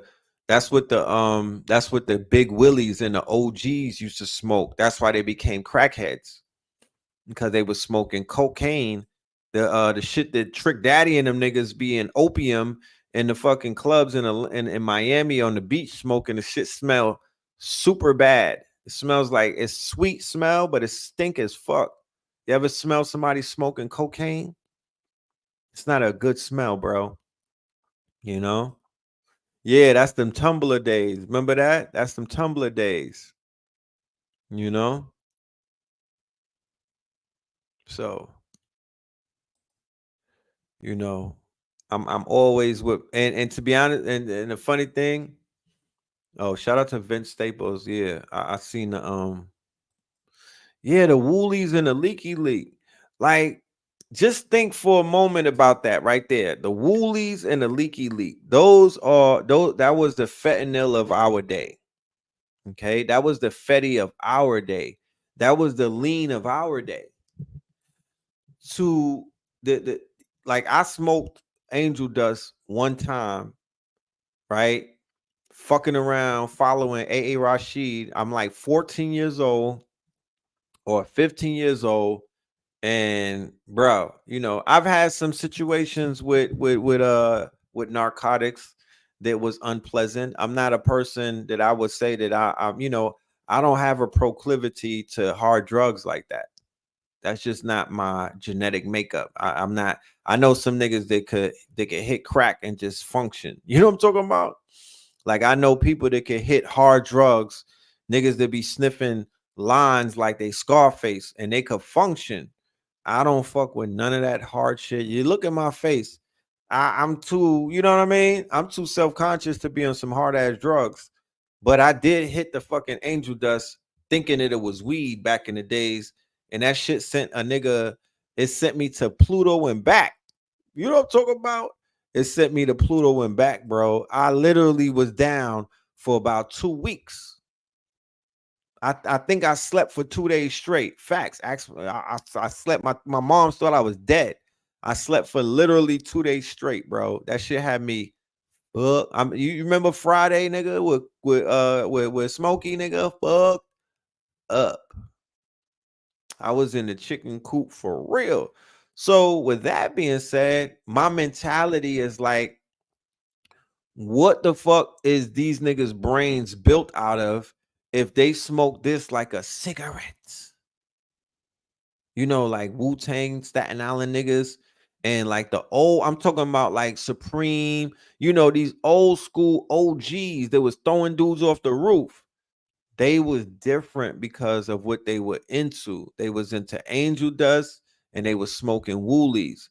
That's what made them evil like that. You understand? That's what made them evil like that. And that's what made them basically, you know, they don't have the right, their brains is not the same, bro. Their brains are not the same. I'm very wary of anybody that smokes that shit. Cause it's like if if it did to me what it did, I'm looking at niggas like, fam, what's going on with you? Like, why you not messed up? You know what I'm talking about? What the hell? So yeah, I don't, bro. Stay far away from all of that crazy shit. Like, there's nothing to gain from any of that stuff. Just stay sober as a cat, bro. You don't want to walk around this matrix slipping. You don't want to defocalize and take any of these substances in 2024 to go where? Where you escaping to? Where you going? Please riddle me that. Niggas are smoking crack to go where? Nigga, I ain't with it. I ain't co-signing it. You know what I mean? You know what I co-sign. As far as I go is the boomies and the shrooms, and that's as far as I go. You know what I'm saying? But I ain't going for it. And I'm not judging nobody. People do what they do and whatnot. You know what I'm talking about? Like, people been through a lot, and you know, I mean, but god damn it, that ain't conscious, you know. They got high to rob, steal, and murk folks. Bro, you are absolutely correct. You are so correct.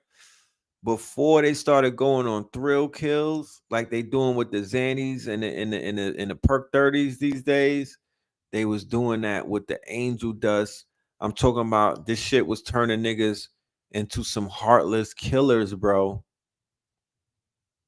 You know, they was turning them into heartless killers. And you wouldn't be safe around them because whatever they turn in, it's like altered beasts. Whatever they turned into, or whoever they summoned, whatever entity that they were summoning, it was not them. It wasn't the person that you knew before they hit that motherfucking drug. So be very careful, y'all.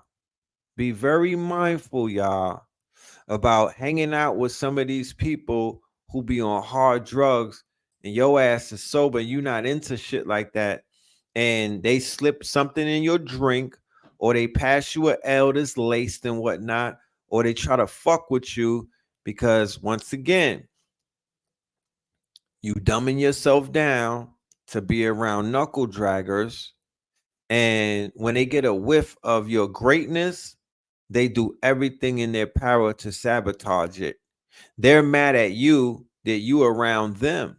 They're like, shit, if this nigga is around us, he don't realize who he or she is. We gonna just do them dirty and whatnot. They're not gonna hold you up. You dumbed yourself down to be around them. You know? You dumbed yourself down to be in their presence. So the reward that you get for that is that they spike your drink, or they pass you a lace blunt, or they kill you. That's what happens in situations like that, because they don't even have the they don't have the contextual apparatus to see the greatness in you. You understand? They're more so complex, that they're more so perturbed that you, right, who don't belong in that circle, right? You don't belong there. You are the quote unquote standout. You're the standout. They're not the standout. They belong exactly where you found them. They belong they didn't come to find you. You went and found them.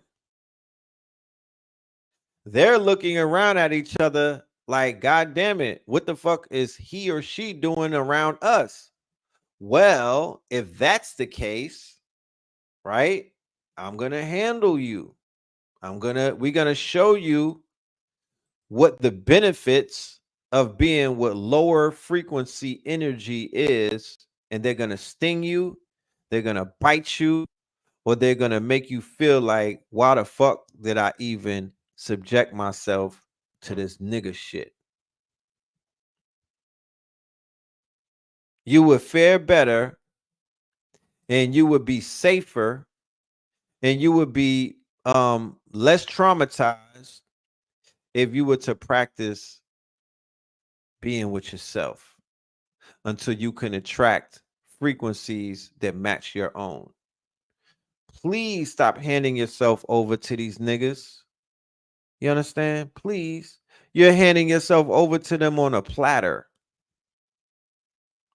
You're handing yourself over to them. You're a whole 7-course meal to these energy vampires, to these parasites, to these demons. You're literally handing it. It's almost like, imagine if a burger drove itself to somebody's house and was, you know what I mean, it Uber eated itself. You're literally a meal that you're like Uber eating yourself. You're delivering yourself to somebody to feast on. Stop doing that. Stop doing that, y'all. You feel me?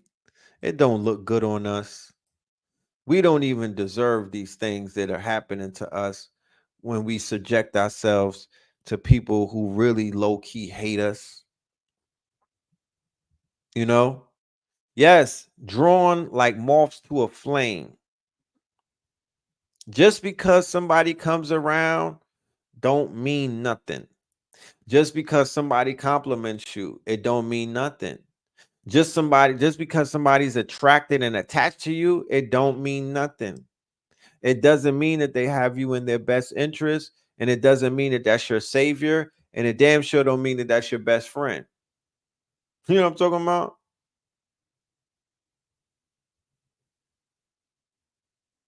You just got to stop doing these things, y'all.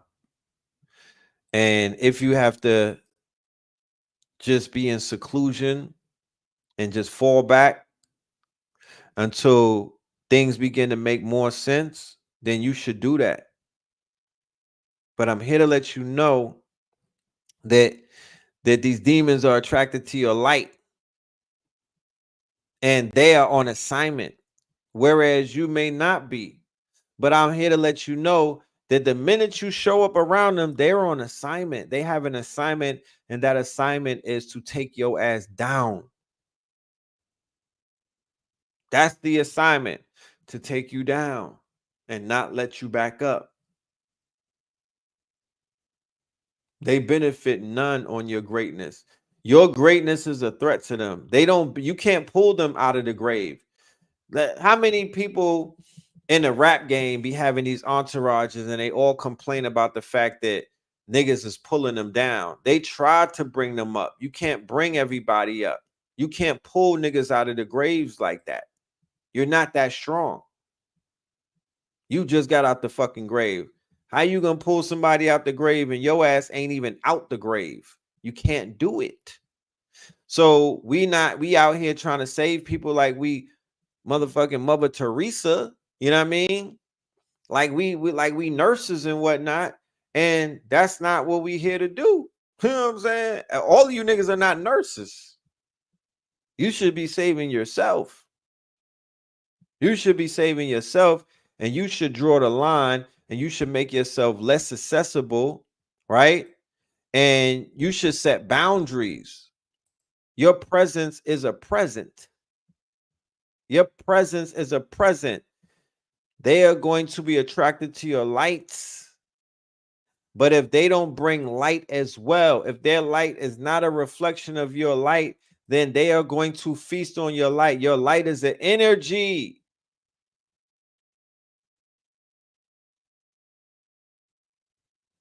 You know?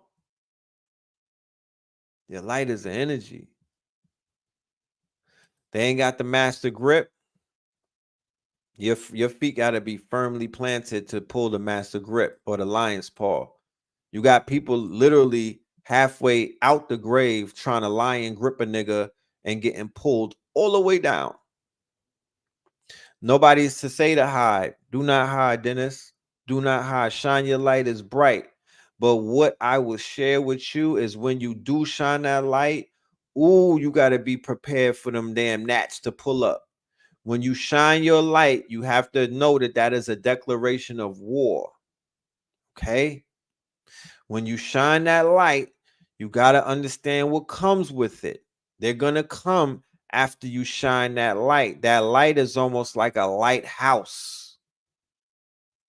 That light is almost like a lighthouse, to whereas you're telling them where you're showing yourself. You're showing yourself. So be prepared to, when you shine your light, be prepared to who pulls up, like a lighthouse. And then they have to watch and see what ships pull up. And then they got to inspect those ships. And they got to make sure that those ships are not the wrong ships. Yeah. Shine your light. Shine your light. But like, you better be a bug zapper with that light. That's right. Shine it. But be very, very mindful about who you have around you and your circumference and who you are attracting with that light. Because they want that light. They want that light. You feel me? And we've all seen what individuals look like when they lose the light. We've all seen Hollywood actors and actresses, they got the light taken from them. Shout out to Tiffany Haddish. We've all seen people who we knew growing up who had that glow and they had that light, and they got compromised and they don't have it anymore, right? There's some people in my neighborhood who got turned into fiends and whatnot, and they lost their glow, and they lost their luster, and they lost their light. They were like page, what was that? Page 43, Jet magazine models, right? They were like page 4. They were like Jet magazine models. I mean, I've said it before. The most beautiful generation, right, that I remember who came out of the 70s and whatnot. Like when my parents was, when my dad was like in his 20s and shit like that. And, just based off of the pictures that I see, just based off of the evidence, that everybody was glowing when they had the afros and everything. They were illuminating that generation. But that generation is the crackheads of the next day, of the next era, right? That generation got worn down and turned out, compromised by deadly substances. Yeah, the beauty of the week in the Jet magazine. You feel me? So,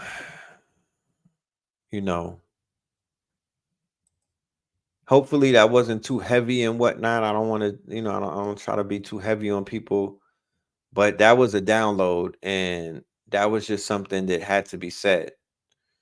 You feel me?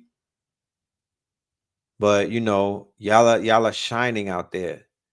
Y'all are shining out there. I see y'all. You feel me? I see y'all on social media. I see y'all in real life. I see y'all at the festivals. I see you at the lectures. I see you at the vegan restaurants. You know what I mean? People are living good. They shining. They're literally blossoming. You feel me?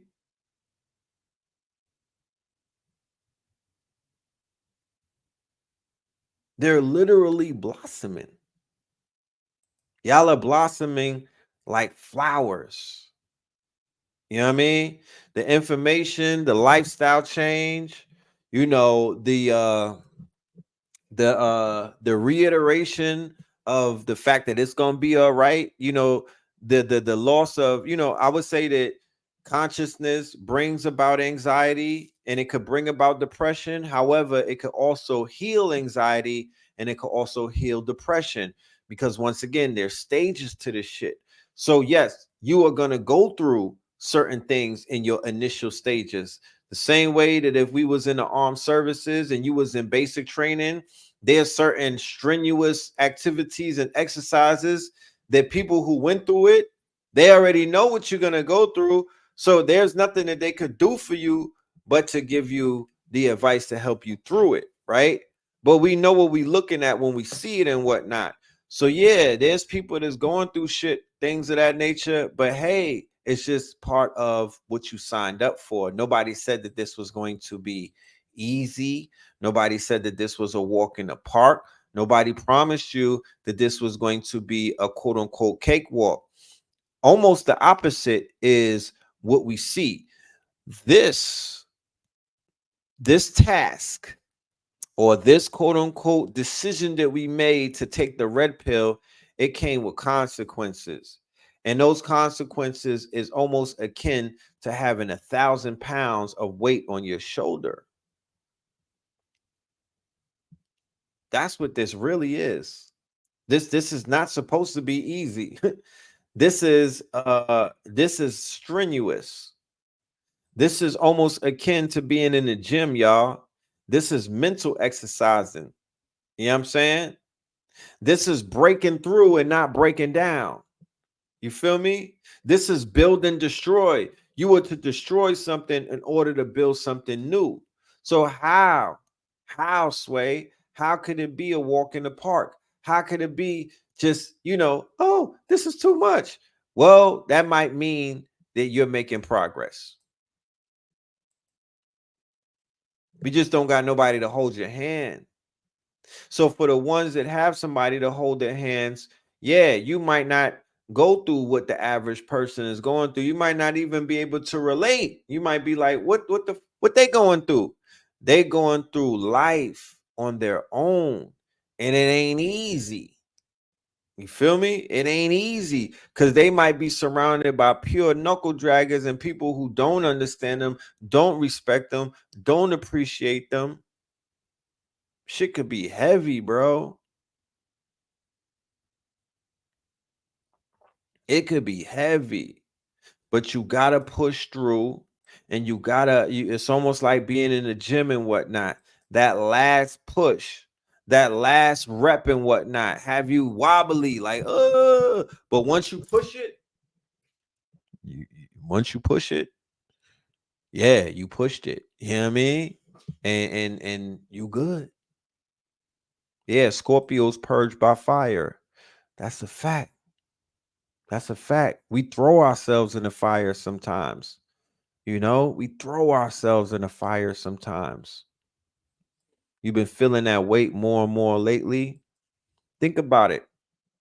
Let's just think about what's going on the planet right now and why that weight is heavy on your shoulders.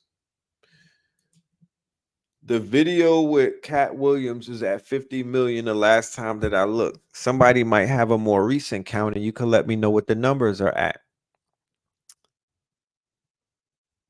What does that necessarily mean outside of the fact that Cat Williams is super viral and, you know, his Dark Matter tour is going to be sold out? What that means is that there's a lot of new people that just got woken up out of their slumber by Cat Williams of all people. You know what I mean? Man, I have mega support and it's still heavy. I get on myself about that, but it's my journey. Let's talk about it. Let's talk about it. Okay? Because I could relate. So let's talk about it, because if we're not talking about it, then who is? They're going to talk about you and we're going to talk about it. Okay? So one of the things that can help us what we're going through is the same way that if we was in some type of therapy class, if we was in a sisterhood, brotherhood class, if we was in AA or NA together, we got to come together and talk about these things. You don't have nobody to talk to about it, so it becomes more heavier. When you get that weight off of your shoulders, it's like having a dope conversation with a loved one. It's like having a dope conversation with somebody who you wasn't talking to, and y'all hash it out, and y'all have one of the dopest conversations, and then you feel all of this weight lift up off of your shoulders and all of this stress release, and you're like, yo, I could breathe again. That's why we got to come together and have these conversations, whether in public or private and whatnot, because at the end of the day, we need each other. I can't go, well, my household is different. I could go in my household and have conversations about consciousness in my household because it's just, you know, it's a pro-conscious household. Everybody don't got that. Everybody don't have somebody to turn to kick it and whatnot and chop it up to. So it's important that we have these heart to hearts and that we be real about what's going on in our journey and whatnot, because at the end of the day, you're going through something unique that nobody can relate to because they never went through no shit like that, and they're not going through no shit like that.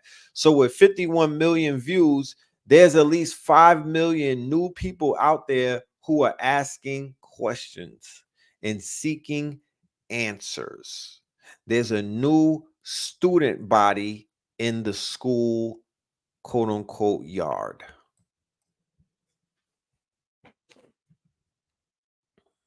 Everybody's not a teacher, but I'm under the assumption that all 200 plus people in the building tonight, you know, you would consider yourself to be on that path, right? You would consider yourself to be on that path and whatnot. So by being on that path, we do have somewhat of a responsibility. And I've said on many occasions that you would fare better if you were to focus on people who not look like you, but are on your same frequency, who basically eat at the same table that you eat from. Okay. So you would fare better to break bread at the table with the people who eat the same food that you eat. And what I mean by that is that we eat from the same tree of knowledge together. We eat from the same tree of knowledge. We could understand certain things. We could understand. We're almost telepathic and whatnot. We could somewhat read each other's thoughts and whatnot. We could relate to certain things, and you know, we are on similar frequencies. So there's a new student body. This one, they want to rise up, they want to learn, they're curious and whatnot. So that's when that weight starts feeling like, oh shit, I got work to do. There's a whole new fucking student body of people that I have to basically unplug and get right and point in a certain direction and to drop gems on and to help this and to help. That's a lot, yo. Y'all might think it's not, that's a lot. You know what I'm saying? That's a lot. Your boss is diagnosed with ADHD. This motherfucker jealous of my light. She sees all the energy and power. I'm glad I have high. Yeah, shine. Yeah, blinder. Yeah, I'm talking about. You're just gonna have to blind her. Never turn down your light. Never turn down your light because it's too bright. Do not compromise. Don't code switch on your light. Do not code switch on your lights. Nobody is deserving of you turning down your light like that.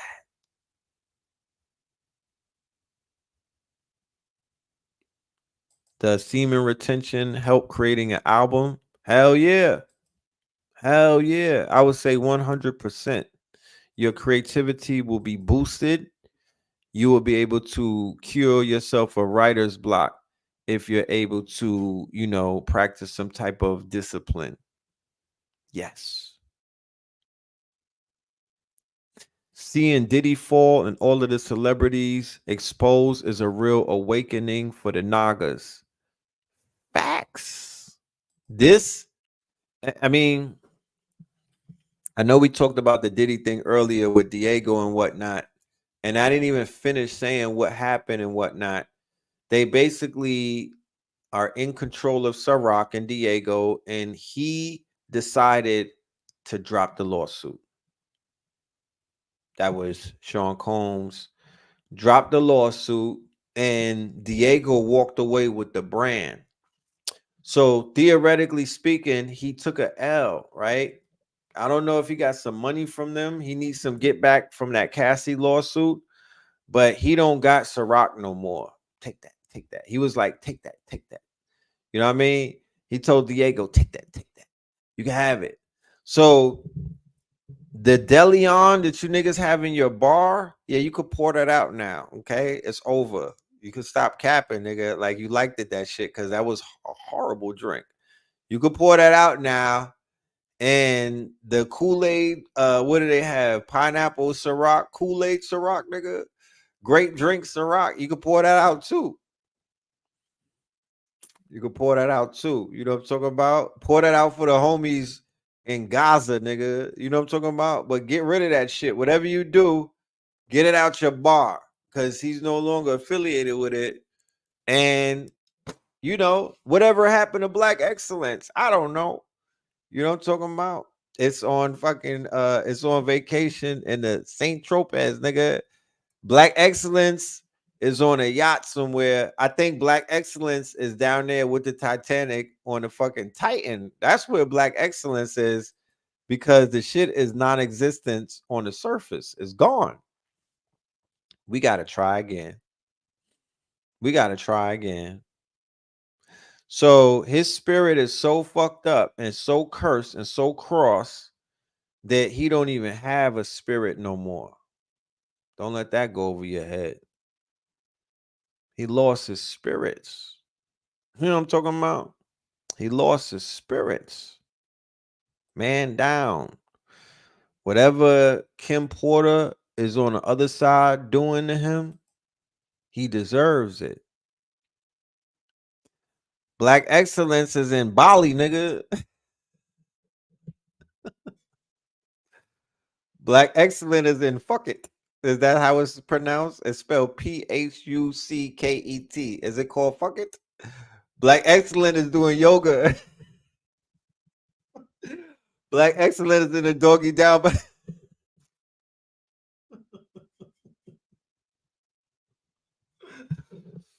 yo, give me some yoga moves, y'all. Where my yogis at? Give me some yoga moves.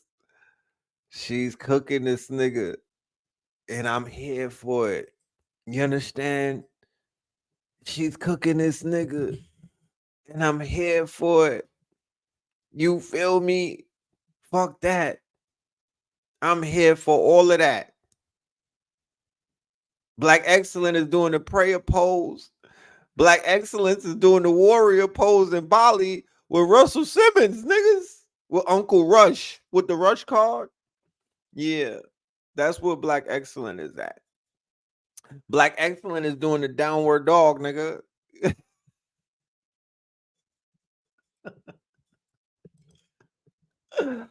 Black excellence is on vacation on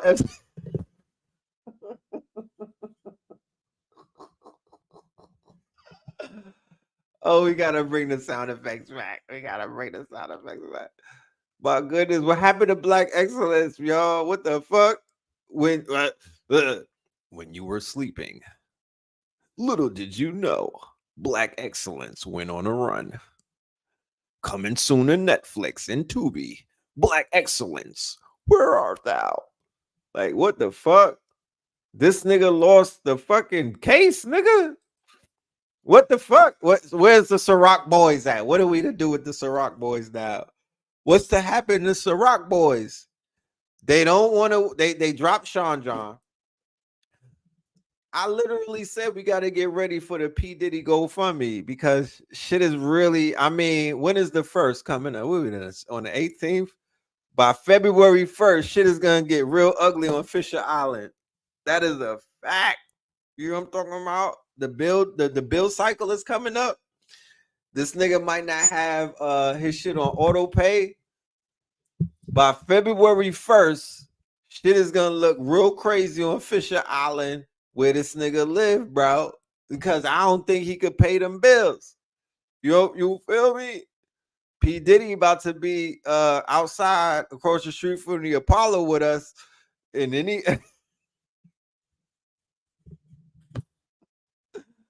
gonna have a Sean John table on 2/5. You know what I'm talking about? Selling some of the motherfucking some velours and whatnot, some of that cologne. You know what I'm talking about? Yeah, he about to be on 2/5 with Nova Felder and them niggas. Given about a week, in a few weeks. You know what I'm talking about? Oh, he gonna be out there with Brother Shabazz. He gonna be on Baba TV.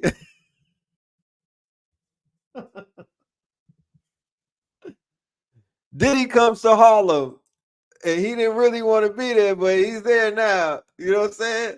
I wonder if Cameron and them niggas is gonna have him on It Is What It Is, like a special segment. After they finish with OJ, they're gonna have motherfucking P. Diddy segment talking about you know, his parties and whatnot. He should just be a party planner. If it don't always work out, he could just turn. Fuck it. I would just go. He's a Scorpio. I would just say, you know what? I'm done playing these games. We doing motherfucker. We not even doing Diddy parties no more. We just doing all white freak offs. That shit will go crazy, especially in Atlanta. These niggas is in Atlanta having sex in warehouses and whatnot. You understand? I never been to one, but I heard about it. These niggas is in Atlanta having orgies in warehouses. Do you know how many people could fit in a warehouse? Yeah, think about it. These niggas is in Atlanta having orgies in warehouses out here, swapping out their wives and whatnot, swirling and having all kind of, they swinging, swirling, and they double hit, they double batting and whatnot. They going crazy out here. It's that Atlanta housewife shit. It's chicks that from the Atlanta housewives. They be looking like Nene. What's her name? It's like them. It's like Candy and them Candy Burris and these bitches. Like they at the sex party. They got the toys. They swinging from motherfuckers. They swinging from the rafters. Nah, I'm dead ass, y'all. I'm so sincere. They got sex dungeons in Atlanta. The shit, you could go on Eventbrite and book a fucking ticket, bro. You feel me? Yeah, they going in. He might as well turn. He just might as well just go into the underworld. You know what I mean? He might as well just go into the underworld and just take over. Take that. Because I mean, shit. If some girls that want to get peed on, they'll pull up. You know what I'm talking? This Atlanta. You know what I'm talking about? They having warehouse orgies. Facts. That's what Atlanta is doing right now. You feel me? That's what Atlanta is doing. And it's all colors, creeds, and you know what I mean? I heard it's like a truck stop. Yeah, don't mistake that for the Dungeon family. That's not the same thing. You know what I'm saying? Don't mistake that for the Dungeon family. You know what I mean? It's a different dungeon. You know what I'm saying? Dolph Dungeon. Not Dolph Lundgren, Dolph Dungeon. But it's been fun, guys. I'm realizing that we're 2 hours and a half. Nothing but pure love, and we got to laugh. You feel me? We got to laugh so we didn't have to cry. And that's what's important. We got to laugh. Sometimes we gotta laugh. You know what I mean? Because this shit right here, it could have a person just bald in the corner crying. But what was I about to say? Yeah, Detroit. We on our way. We coming to Detroit. New York, first week of February. We're gonna be in New York. Blue Pill and Black Dot will be at Nicholas. You dig? They're gonna be at Nicholas, and I'll be there for that. More than likely, I'll be there for that. Yeah, just a few other things, but we're gonna just keep it at that. We don't want to, you know what I mean? We got some things coming up, but we'll talk about them when they're more closer to proximity. The next Melanin Monday, I'm aiming for not this Monday coming up. We're doing it at 2-week intervals. And I believe we're going to try to bring Oba, King Simon, and also the legend Ra Aku all on one stage. And what this will be is your overall 2024. This is how we really build up the cheat code, because here you have a numerologist, an astrologist, and a diviner, right? So we're going to get the readings from all three of them as to what this first few quarters, the first 2 quarters, I mean, the whole 2024, but definitely quarter 1 and quarter 2, what to look for, what to prepare for, what's coming down the pipeline, all of these things that you need so you could be properly prepared for when the New Year's in March comes, the real New Year's. We are going to do the quote unquote reading for 2024. And we're going to read out your destiny. They're going to be doing personal readings. They're going to be doing charts. They're going to be doing all of the things that they do, spiritual readings. All of these things will be available at Melanin Monday, episode 8. And that's coming up. And you will see the previews and everything for that. So, yeah, with that being said, hit up the Cash App, Richfield44. If you don't see my face, don't put it in all caps. Put it the same way it's written right there with lowercase. You should see me. You should see a picture of me counting money. You know what I'm talking about, on my Rich Phil shit. And that's my Cash App. And I want to say thank you in advance. And for everybody that joined us, appreciate every one of you. Y'all stay dangerous. And like I said earlier, do not get on my Instagram and take the shit that I'm putting on there personally. I'm literally trolling you niggas because I have nothing better to do. You know what I'm talking about? Don't take what's on Instagram super serious, because that's not what I'm on Instagram to do. I'm not on Instagram to be super serious with you niggas. I'll be super serious on Melanin Mondays and Third Eye Thursdays, but I'm definitely not on Mark Zuckerberg's Instagram trying to be super deep and super serious. No, I'm on there trolling, my niggas. That's what I'm on there having fun. I'm on there poking the bear. I'm on there kicking the hornet's nest. You know what I'm talking about? I'm literally on the edge. I'm on know the ledge time on Instagram. So I'm just giving you that disclaimer. I got people in my inbox, they taking shit personal. And I'm like, that's not what we here for. As long as I don't curse somebody out and call them out their name and be belligerent, which I'm not out here doing, you don't got to worry about nothing. You feel me? If I say, oh, shorties is out here with John with Snow Kings and what, that's barbershop banter. I'm talking shit. You know what I mean? You just don't know me. That's the problem. You just don't know my personality. I talk shit. You know what I'm talking about? I throw niggas under buses. You know what I'm saying? That's what I do. I'm from Brooklyn. This is what we do. But we having fun. It's all fun. It's all fun in love and war. You know, if you were the Snow King and whatnot, hey, it's whatever totes your boat. It's whatever totes your boat. But I'm real enough. I'm real enough, and I'm being honest enough to just say that that's some shit that we don't like, Chief Keef. You know what I mean? I could honestly be like, yeah, we not fucking that doesn't make our heart warm. Like, oh, look at sis. You know how black women, y'all don't have y'all could see a woman with Ron Jeremy and be like, oh, she happy. Look at her, look at sis. Oh my goodness. He looks like a groundhog, but so what? Y'all don't have those same. We'll look at that and be like disgusted. Will fucking go in the bathroom and Earl and shit. Like, we'll take that personal. We'll be like, damn, she couldn't be with me. Like, nigga, you don't even know her. But we take shit like that personal. We just weird like that. You know what I mean? And I'm a Scorpio, so I might be speaking about it from the Scorpio's perspective because you know us. We like, you know, we possess it. We think we possess the whole fucking black race of black women. Like, that's just us. I'm so possessive that when I was a little kid, I was watching Buck Rogers, right? Remember Buck? You young people don't know Buck Rogers. There was an episode on Buck Rogers where these little niggas that look like Ewoks, they came in, they was like telepathic, and Buck Rogers had a partner. I forgot her name, but she had some fucking racks on her. Like, her boobs was crazy. And I'm such a Scorpio. I'm watching Buck Rogers and shit, and the little nigga unbuttoned her shirt, and I caught feelings about that.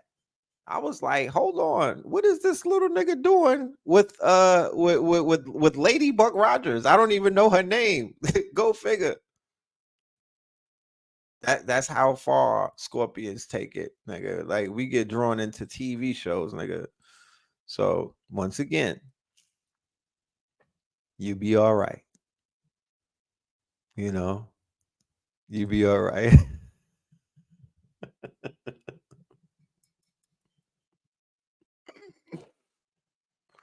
You be all right. You know what I'm saying? Y'all stay dangerous, man. You and your Snow King. Y'all go skiing and whatnot. Y'all have fun.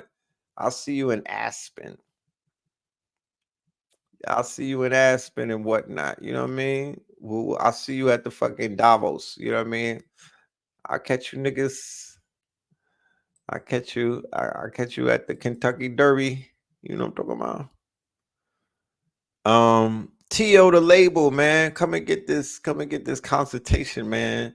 You asking a lot of these personal questions that you gotta that's to be answered in private, man. This is you asking consultation questions, bro. You know what I'm talking about? I got you though. I got you. We could work on something. Did you see what Gilbert Arenas said about Holly Berry? It was super petty, right? It was super petty. But from a man's, because women was like, oh, that nigga's being messy and whatnot.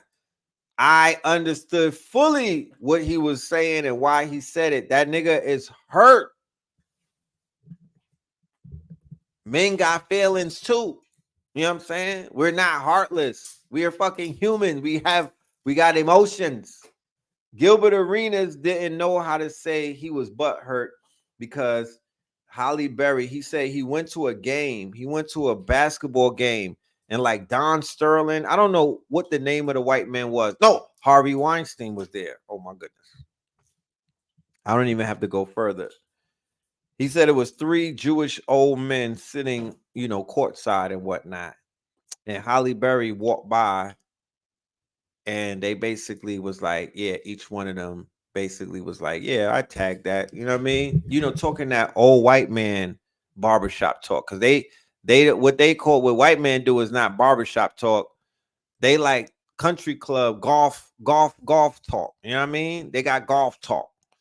So, they basically was talking shit. You know what I mean? Like, yeah, we took her down and whatnot. So Gilbert Arenas, the way that he's able to express his disdain as a black man who didn't get a chance with Halle Berry because we all wanted one. His way of lashing out is by exposing her or by blowing her up. That's what petty niggas do. So I understood what he was saying. I understood why he said it and why he did it like that. Because it's almost like,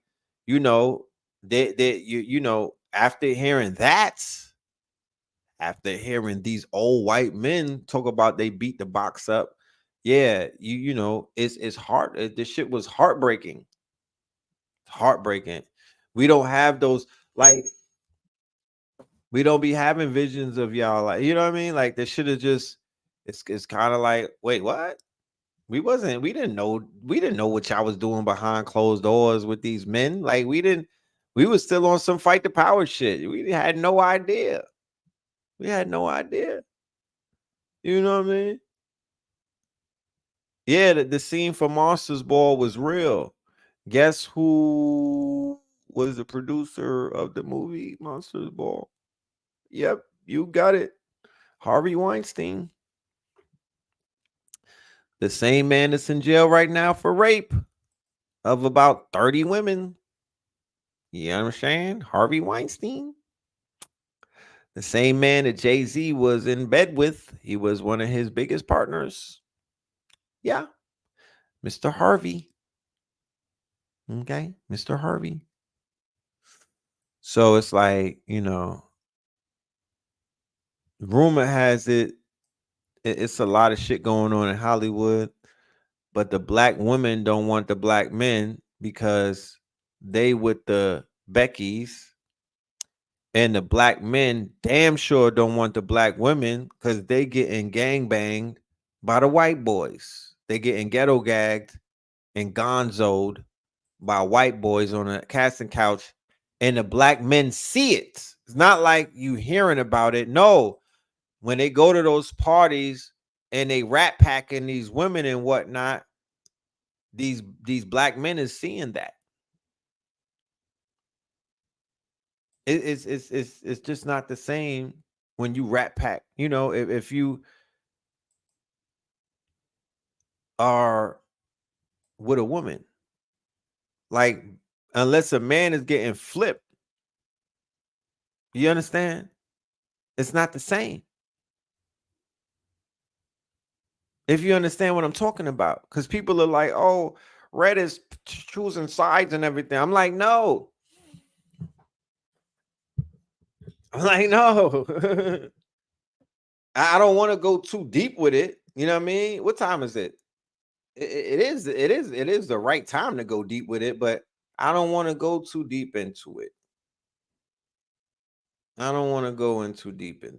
But it's different. It's a difference. So imagine how a black man is going to be, his disposition towards these black actresses, if he's seeing what he's seeing and he knows what he knows. He's like, I'm not wifing that. I'm not seeding. I ain't planting no seeds in that. I'm not wifing shorty up. She's a boy toy. She be on the casting couch. These niggas done had their way with her. They not even dating them like that. They don't even want to They don't even wife. They don't wife them up. They don't. They not doing none of that. They like, I'm good. I rather they run into these Beckys and whatnot. Not to say that they better or they, but they probably not seeing the Beckys getting rat packed like that. They probably not seeing the Beckys getting rat pack and tag team, but them sisters is getting done dirty in Hollywood. Y'all niggas need to get snapped the fuck out of it and wake up to what the fuck is really going on in Hollywood or Hollywood, which is right next to San Fernando Valley, which is the porn capital. The same niggas that Diddy was hiring to wear down Cassie, them same niggas is at those parties wearing down these black actresses. And I'm not gonna say nobody's name to disrespect them and whatnot, but you know, I could help speed up the shit that y'all niggas are gonna have to wait 10 years to hear about. Because the shit that y'all hearing about right now, the shit Cat Williams and everybody is talking about, we was talking about that in 2009, bro. We was talking about that in 2009. So I could speed it up and drop some names, but I ain't gonna do that because that's not, you know, for what? Let's just say that it goes down. All of that crying that you seeing these actresses doing, they not crying because they not getting enough money. They're crying because they like, I had to fuck 3 or 4 of these niggas to get a role, and I'm not rich yet. And they hitting my line for more roles. And when Diddy invites you to a party, you just gotta say no. And with that being said, love and light to the family. We'll get back with you. All right. Peace.